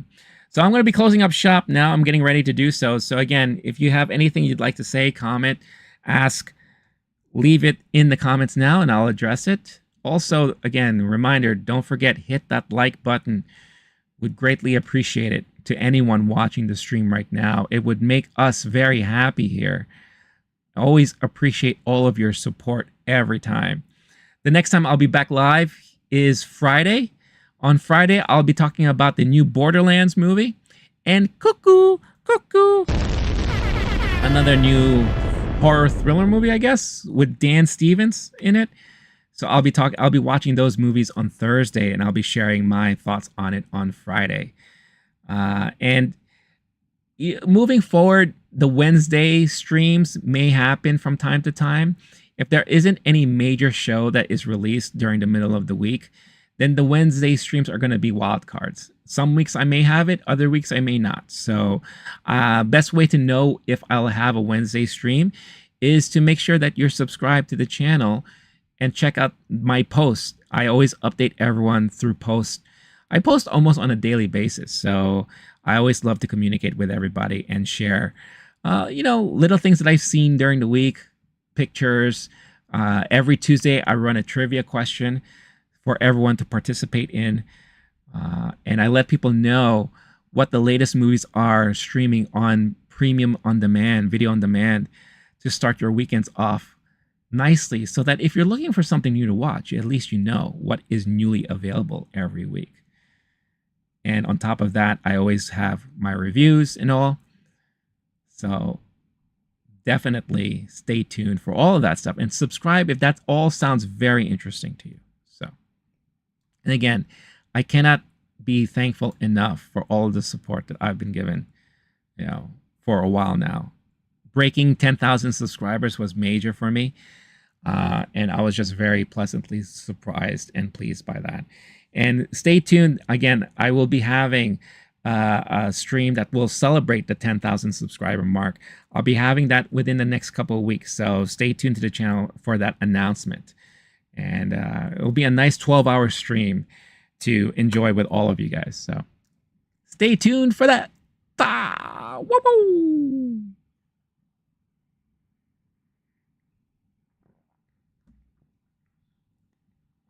All right, y'all. I don't know why sometimes it takes so long for the chat to refresh. Oh, here we go. Oh, that's weird. All right. So, yeah. So, like I said, similar results from the horizontal poll. 66% said no, they were not satisfied with House of the Dragon Season 2 ending. 33% said yes. So, there you go. Again, I am not surprised by any of these results. And I totally understand you. I feel all of you. I do.